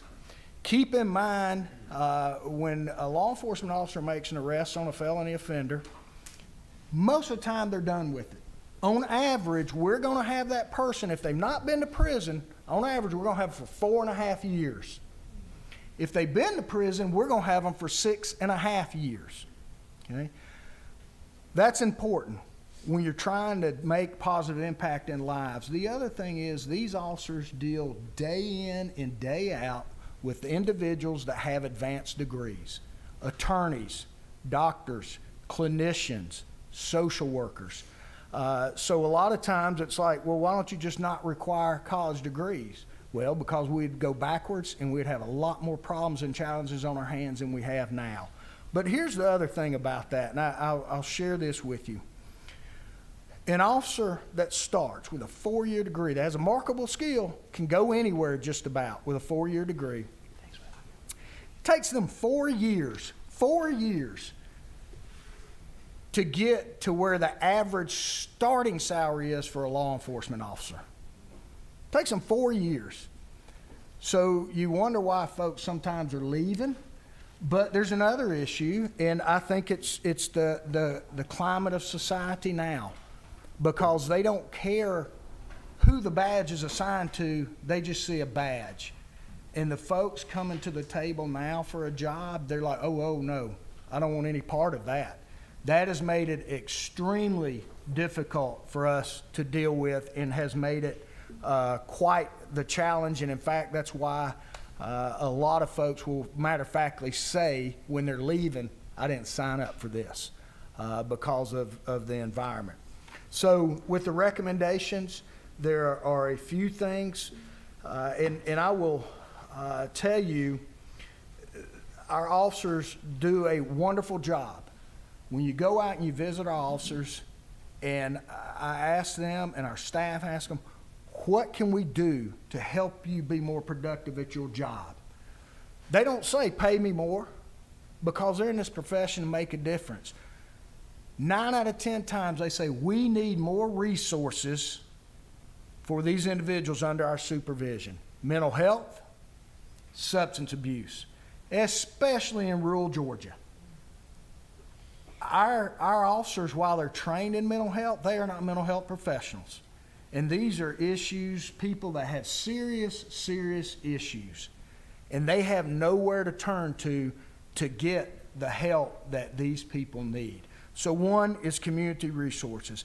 The other, we have right now 20 out of 50 of the judicial circuits that authorize a bond on a violation of probation warrant. Now, if they're in jail for a violation of probation warrant that typically you cannot bond out on, and they're in jail for absconding supervision, I can assure you authorizing and giving them a bond does not make them come running back to our office saying, please supervise me more. I don't know the answer to that. That is a controversial issue, but it is not good practice when you allow a bond on a violation of probation. In our rural circuits, we find that was pandemic related. In our urban circuits, that is routine practice, that it was even before the pandemic. Fourth Amendment waivers. There's got to be consistency in the Fourth Amendment waivers. We have officers supervising caseloads. Some people have a Fourth Amendment waiver, some people don't. The Pro Board will, they authorize all of theirs have Fourth Amendment waivers, but they're only with the DCS officer. Well, you know what? When a law enforcement needs a Fourth Amendment waiver at 3 a.m. in the morning, they don't need to wait on the DCS officer. They need it then and there. So one thing, giving consistency of a Fourth Amendment waiver, I want to go back to those over 300 firearms that was found. I can't imagine the number we would find if we had more folks own and had a Fourth Amendment waiver. I've talked about the increase in pay. The other thing is, and the final recommendation, I was heavily involved, as you remember, in criminal justice reform. I think there needs to be a revisiting. I am fearful that perhaps we could end up throwing the baby out with the bathwater. I think we should have some type of commission that can go back and objectively look at criminal justice reform. Did it do what it was intended to do? Let's continue the things that are not. Let's get away from doing the things that did not work, and let's have a unified body that can talk about these issues. Last legislative session, I spent my time interjecting on 4 pieces of legislation that were going to impact our business. There's got to be a better way to funnel that conduit where you can actually use statistics, research, and know the second and third order effects by the implementation. So with that, sir, I appreciate your time. I'll entertain any questions, and I apologize if I went a bit longer. You are fine. We're going to do a couple quick questions. I've got one from Senator Robertson and then one from Senator Jackson. Commissioner, you stated that 20% of supervisees were arrested, and that looks like from 2018 to 2021, and I think we're at 17% now, which is kind of tracking along the same line. And I'm a data-driven, intelligence-based policing. That's why I brought Dr. Powell, sir. So have y'all looked at the 20% of offenders from 18 to 21 and determined what the common denominators were in each of those 4 years, because that's pre-pandemic, pandemic, and as we're coming out of pandemic? And if so, have you found any glaring common denominators in there that we could address, whether it's mental health or something else? I think you said addiction. Correct. Is it those things, or is there something, housing or whatever, that we're not seeing? Yeah, we have a pretty robust research agenda right now, and a couple of, you hit on a couple of the projects that we're in the process of working on with third-party researchers.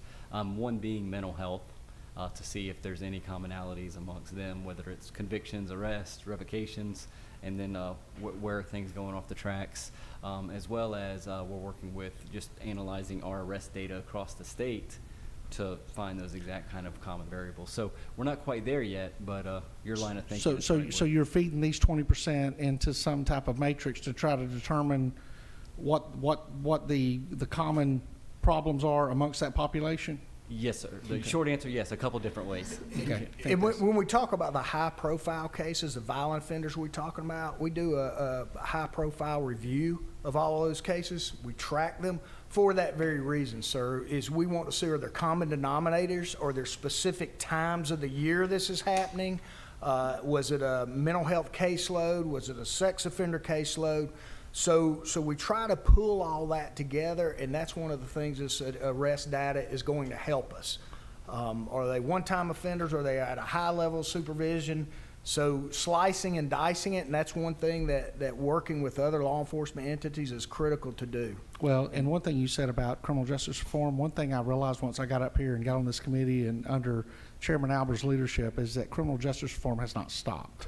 Correct. It continues on. That's correct. But I think a good evaluation of where we started at and where we are today would be a wise thing. But criminal justice reform inside this building occurs every day, and I appreciate your department's support and expertise in helping us get to where we need to be. Sir, thank you, sir, and you're very welcome. Okay, Senator Jackson. Thank you, Mr. Commissioner. I want to begin by saying I reached out to your department when I was first sworn in, and those members are sitting back here. It was such a warm welcome. Thank God, I didn't know where this was going. You Go ahead, ma'am, please.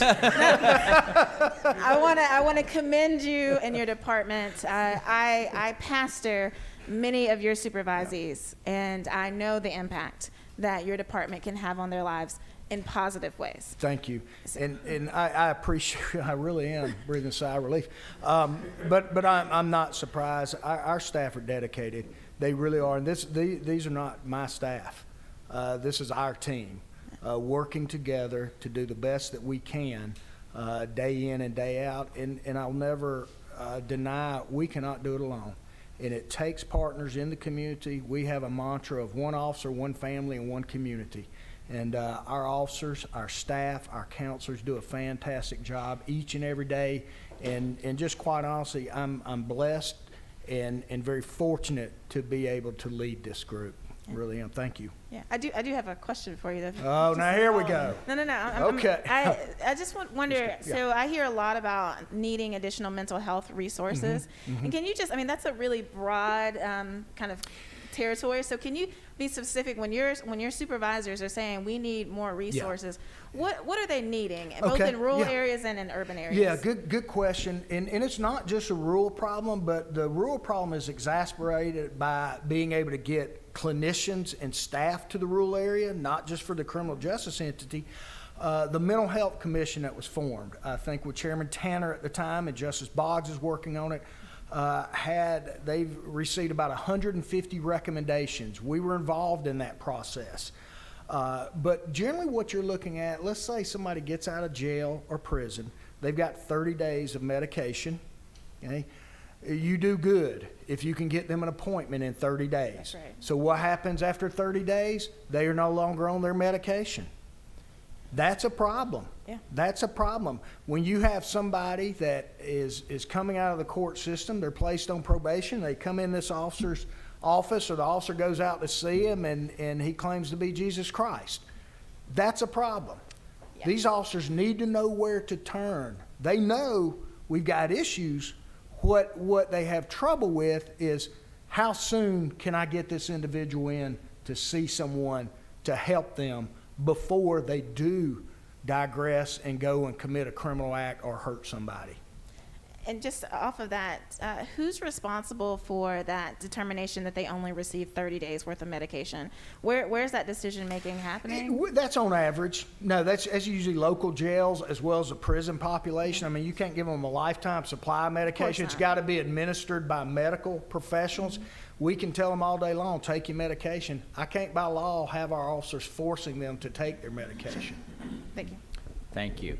Commissioner, thank you so much for your time. Doctor, thank you so much for coming. Thank you, and sir. we look forward to following up with you soon. We do appreciate the work you do, and I do want to recommend to all the committee members that have not done a ride-along with your team. It is very eye-opening, very valuable opportunity for everyone. So thank you again. Appreciate it. Thank you, committee members. All right. Mr. Marshall Freeman with the Atlanta Police Foundation, Chief Operating Officer, thank you for your patience. We appreciate that. Thank you, Chairman. Thank you for spending some time with us today. I want to thank the Atlanta Police Foundation for the work it does day in and day out, and specifically the tremendous effort that you have put into with facilitating the new training center that will be coming forth. So that's really just, I think, will be a great input, not just for Atlanta, but all the folks in the surrounding areas who will utilize it. So please, I'll turn it over to you. Awesome. Thank you. Well, I know we are short on time, so I will be as brief as I possibly can. Thank you all so much for this opportunity. So I think let's take just a quick second to talk a little bit about the problem as we would see it here in Atlanta. Just 2 years ago, the crime rate in Atlanta was the lowest point since the 1960s. And so the crime surge facing the city of Atlanta and the metro area is a function of several challenges in which we see it. Number one, we are roughly 400 fewer officers serving the city of Atlanta's police department. Number two, we've suffered from dramatic levels of resignation and departure from the force, which is an issue as well. Number three, police morale continues to be a challenge and issue for the department. Number four, the opposition of building the Public Safety Training Center, as you mentioned, Senator, which was first promised to law enforcement more than 40 years ago, continued to be such a political issue for the last 5 or so months in the city. And then number five, for more than a year, many Atlanta police officers have been working overtime to meet the security demands and the safety demands of our city. And so when we talk about solutions, the Atlanta Police Foundation has convened lots of agencies to have significant discussions and to talk through a lot of these challenges and issues and problems. So we've built a public-private partnership that continues to leverage the corporate community as well as our stakeholders around the community to all come together to sit and kind of leverage the talents and skills of that particular entity and then bring that over to the law enforcement side as well. And then while the laws, of course, of the various municipal and county jurisdictions in Metro Atlanta assign specific resources and accountabilities to these various agencies, it's paramount that we have a very working relationship and a very functional system in which Fulton County Sheriff's, Atlanta Police Department, the Fulton County DA, the Fulton County Judicial System, as well as the city, county, and state departments can continue to all work together. So we spent some time over the past few months outlining an 8-point strategy in which I'd like to share with you today. Point number one speaks of more police officers. So we need to energize the recruitment and retention efforts of our police department to ensure that we can hire a minimum of 250 new sworn officers amongst the department for the next 3 years to obviously close that gap. STEM and attrition continues to be very important.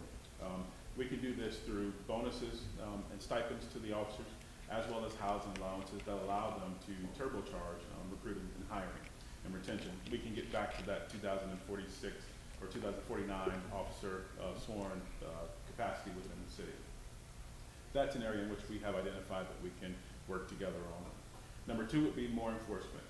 The level of APD enforcement has decreased due to these lower staffing levels and the belief that city officials won't provide the support that the police officers need in the current political environment. That continues to be an issue. We have to support the officers. Number three on that list would be more training. And so police officers need more training, better training. The new facility that again, Senator spoke about, the Public Safety Training Center, provides an opportunity for us to do that.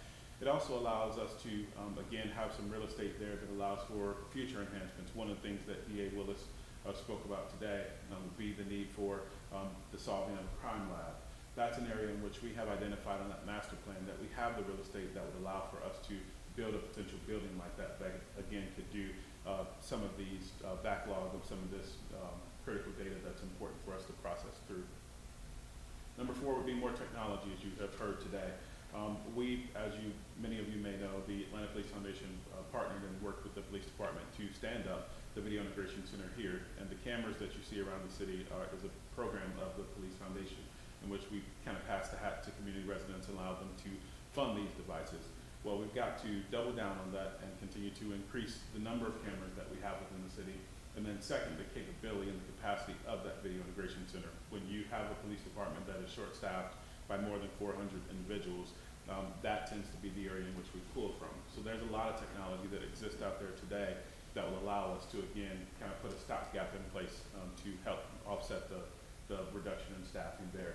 We've identified a solution in which we will potentially spend about $1.5 million over the next year or so to virtualize the real-time crime center and go ahead and integrate back a lot of the private sector cameras in a very easy way throughout the city of Atlanta and the surrounding jurisdictions as well. And that's a big area that we have to also focus on, and an opportunity for us to also collaborate.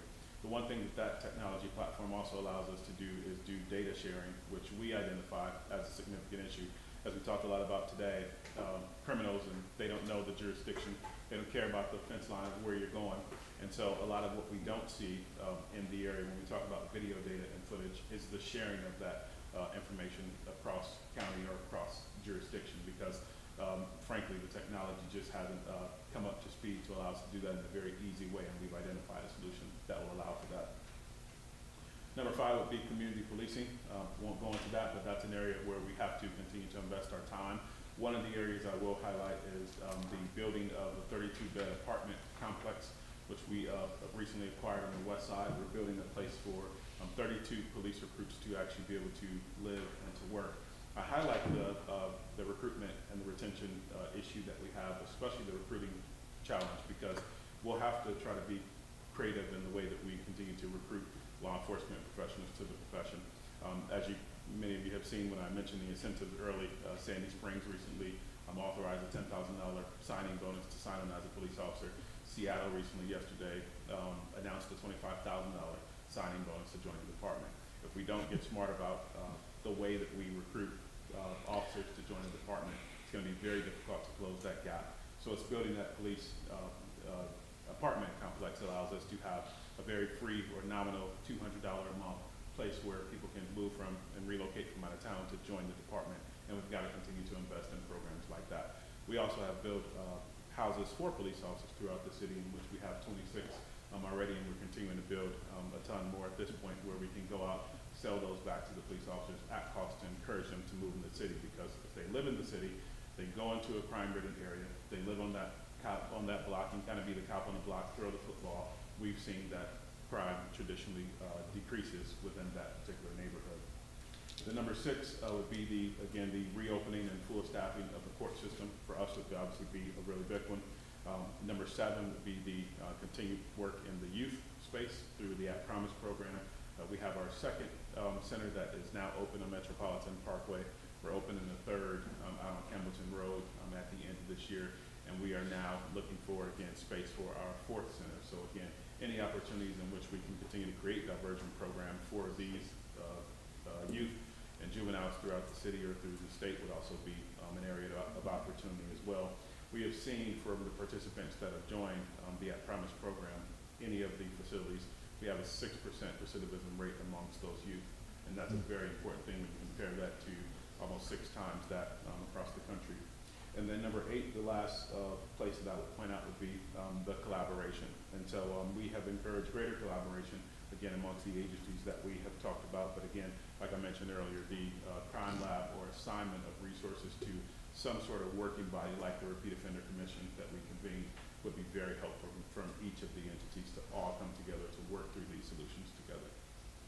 Thank you, Mr. Freeman. That is very comprehensive and succinct. I'm afraid that Senator Robertson might come out of retirement and apply in Seattle, though. With that, no, it's not. It actually goes to show what happens, though, when the lunacy of a chop zone and the breakdown of society and the elected officials there don't do their jobs, right? So I got a question, though, from Senator Summers. Let him go. Thank you, sir. Thank you, Mr. Chairman. 2 questions. Thank you for the job that you do, by the way.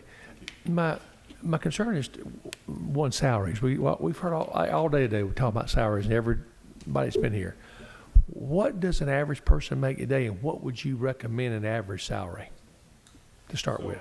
In order to answer that question, and I do think it's something that we could definitely dive into, we led the compensation study for the Atlanta Police Department recently, in which you saw Mayor Bottoms authorized an increase in salaries as a result of that study, which showed that each of the personnel was paid about 22% less than their peer cities. So we picked 10 peer cities that we benchmarked against, and once we did that, we led an entire study, and that came back with the recommendation to increase the salary. So in order to answer that question, I would say that one of the challenges that I don't see within the police department is a continual cost of living increase. It just kind of stays the same. So by the time that we're now talking 4 years later from the initial influx of salary increases, so now 4 years later, they're already underpaid, so we almost need to go back and redo the same exercise to figure out where we are today, because there is no cost of living increase that happens annually every year. So again, in order to answer that, I'd have to say that we would be willing to obviously kind of work together to lead a study like that again to make sure that we are being competitive. Last part of that question.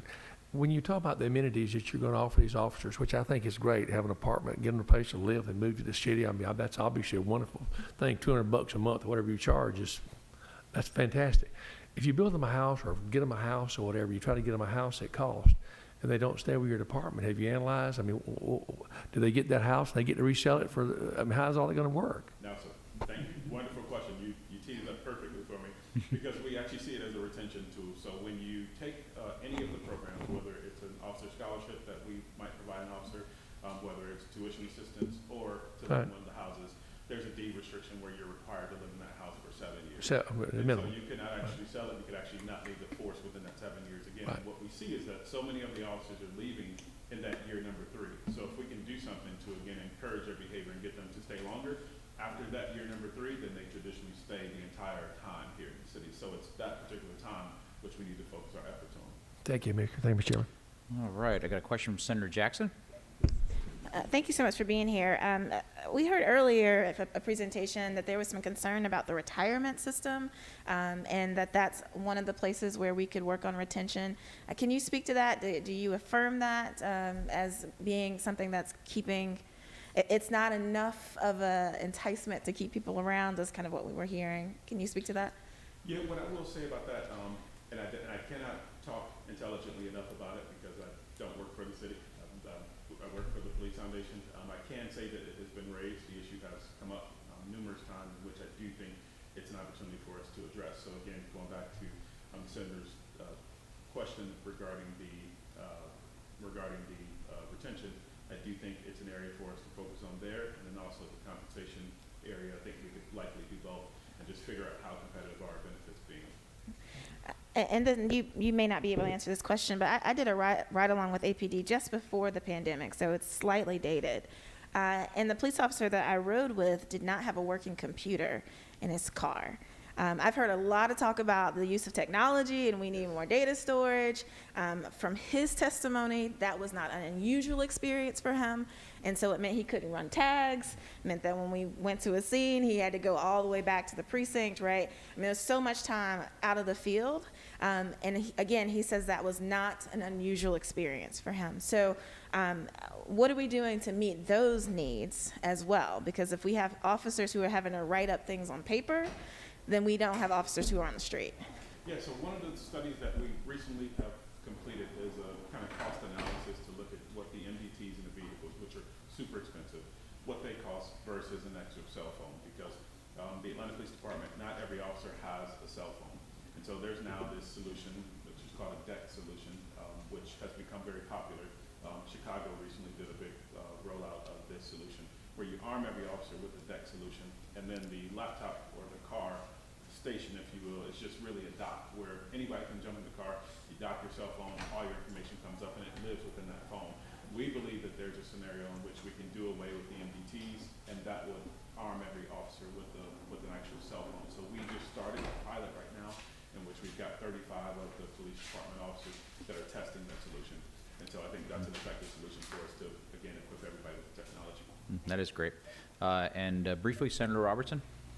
Yes, really quick. The Police Foundation, what is y'all's tax ID as? 501c3. Okay, your 501c3. Yes. As far as the cameras go, and we heard a lot about this, about the initiation of these surveillance systems, is the primary funder of these camera systems, is that handled through the Police Foundation, through reaching out into corporate Atlanta and other places looking for support there?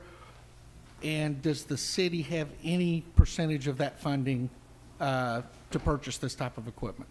The city does do some augmenting of the solution throughout the city. They do some on their side, but the majority of the devices that go up are coming through the Police Foundation. So we're going out to HOAs saying, hey, for security deterrence, we'd like to put a camera outside of your home. They kind of pass the hat, make the donation to the Police Foundation, and we initiate the install. Well, myself and a couple of partners run a Crime Stoppers group as a 501c3, and I've kept up with the Atlanta Police Foundation for many years, and y'all do a better job than any other police foundation that I've found in the United States of America as far as taking the money, using it wisely, and putting it back in the community. The support y'all gave for the training center, as the chairman said, was the absolute reason that this opportunity is here today to build this training center that should have been.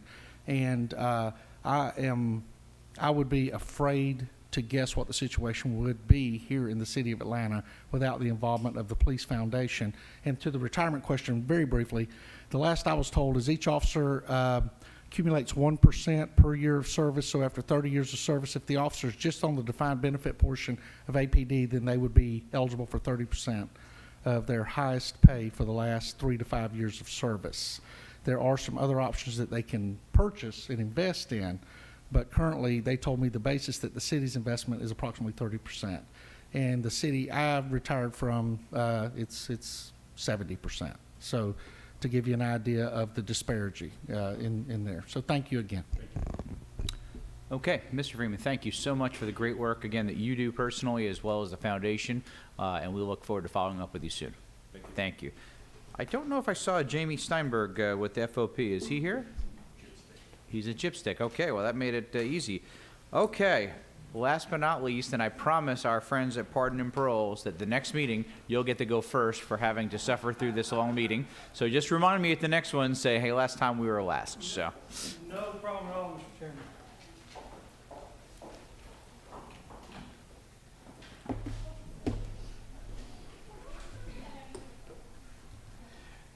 Please. Good afternoon. My name is Chris Barnett. I'm the Executive Director for the State Board of Pardons and Paroles, and with me today is Ms. Rita Rocker, who is the Deputy Executive Director for the Board, and also the Legislative Liaison, among, 10 other things we have her doing. She is wonderful. But to your point, Mr. Chairman, there actually is benefit to going last. So I had a presentation, then I had a short version of the presentation.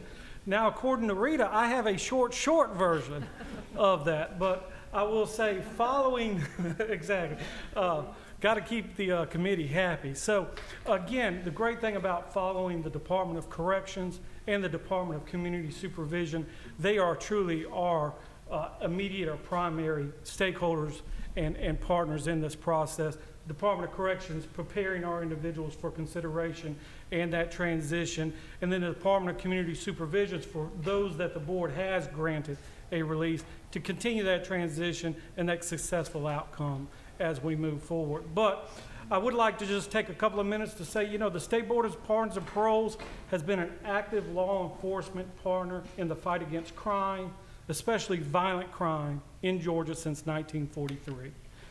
The cornerstone and the pillar of our mission statement is ensuring public safety in all that we do.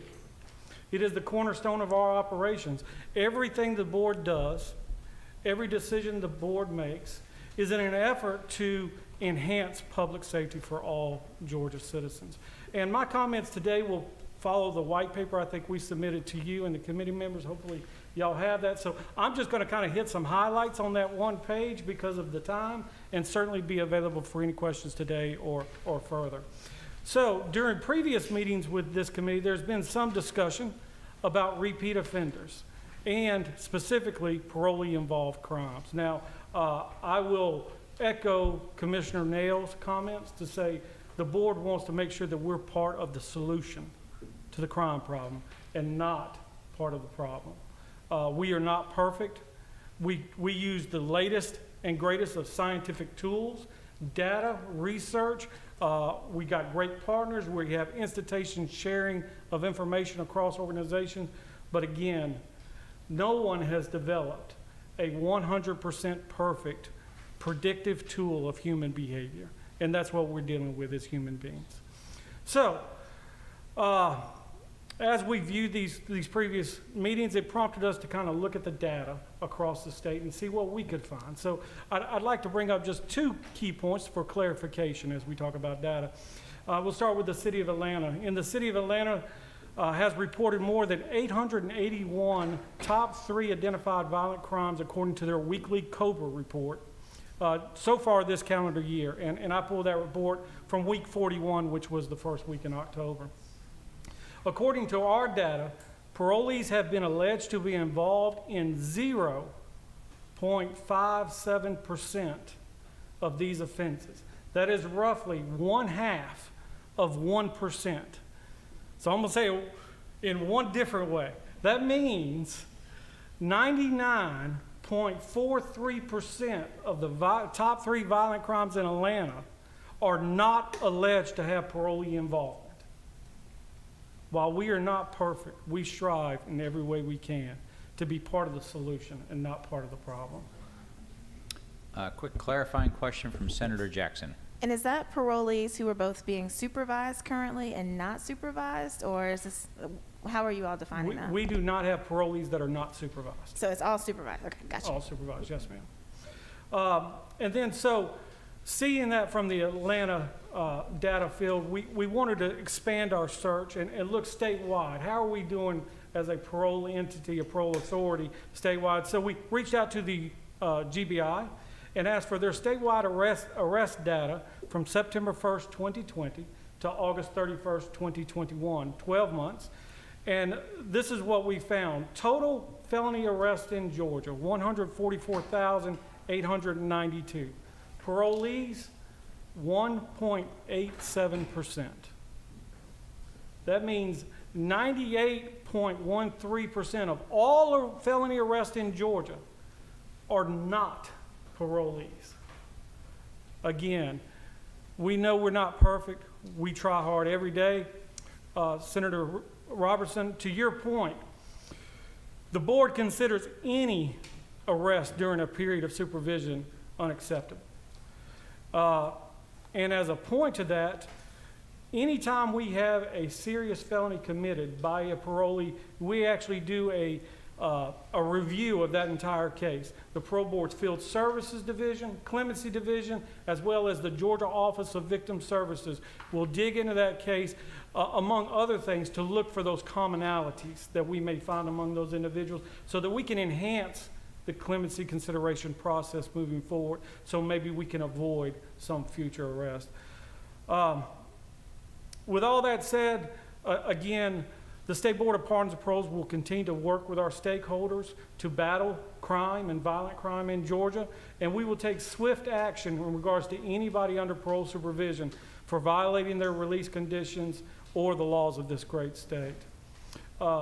So we talked a lot about arrests and stuff. I can't leave it on a note like that. I've got to brag a little bit about your State Board of Pardons and Paroles, right?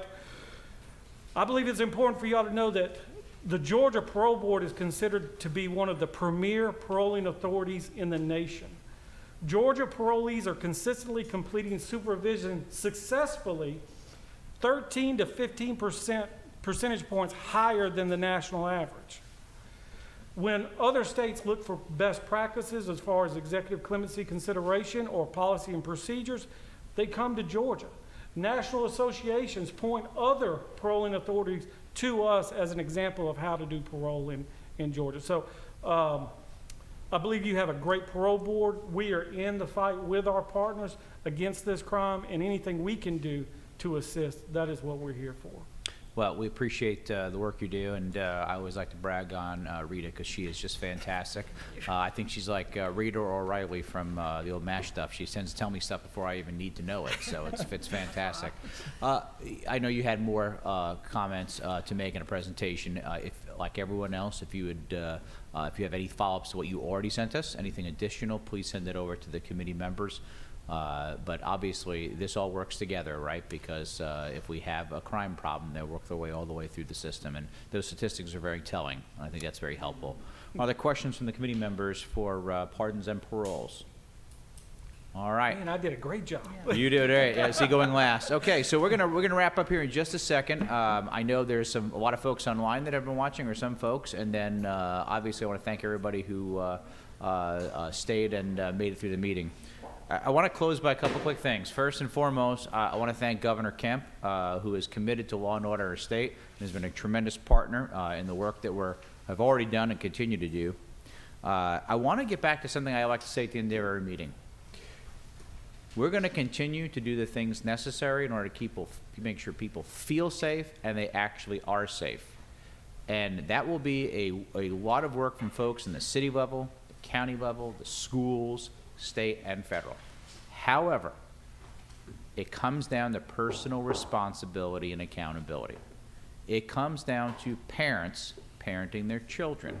It comes down to family members being good family members. It comes down to our churches and our synagogues. It comes down to our community organizations. It's people who live in your neighborhood who go out of their way to maybe help someone when they're heading down the wrong path, or to open up a dialogue rather than driving past them, or to reporting something that has become a problem. There's a lot of things we can do in government, but we have to also rely on the very citizens of the state of Georgia to rise up and take that responsibility and accountability to the forefront. And last but not least, I'm going to keep saying this until the day it's done. Today, somebody is going to get hurt, and maybe somebody is going to lose their life, because the city of Atlanta has not turned that jail over to Fulton County. Hear me loud and clear in the media. Hear me loud and clear if you are in the city, in the county, or anywhere across our state. People are getting hurt and losing their lives over politics. Stop doing that today. Turn that jail over to Sheriff Labatt. Let's get that fixed once and for all and make sure we're detaining those who need to be detained so they do not become harmful to society. Thank you for your time, and this meeting of the Senate Public Safety Committee is hereby adjourned.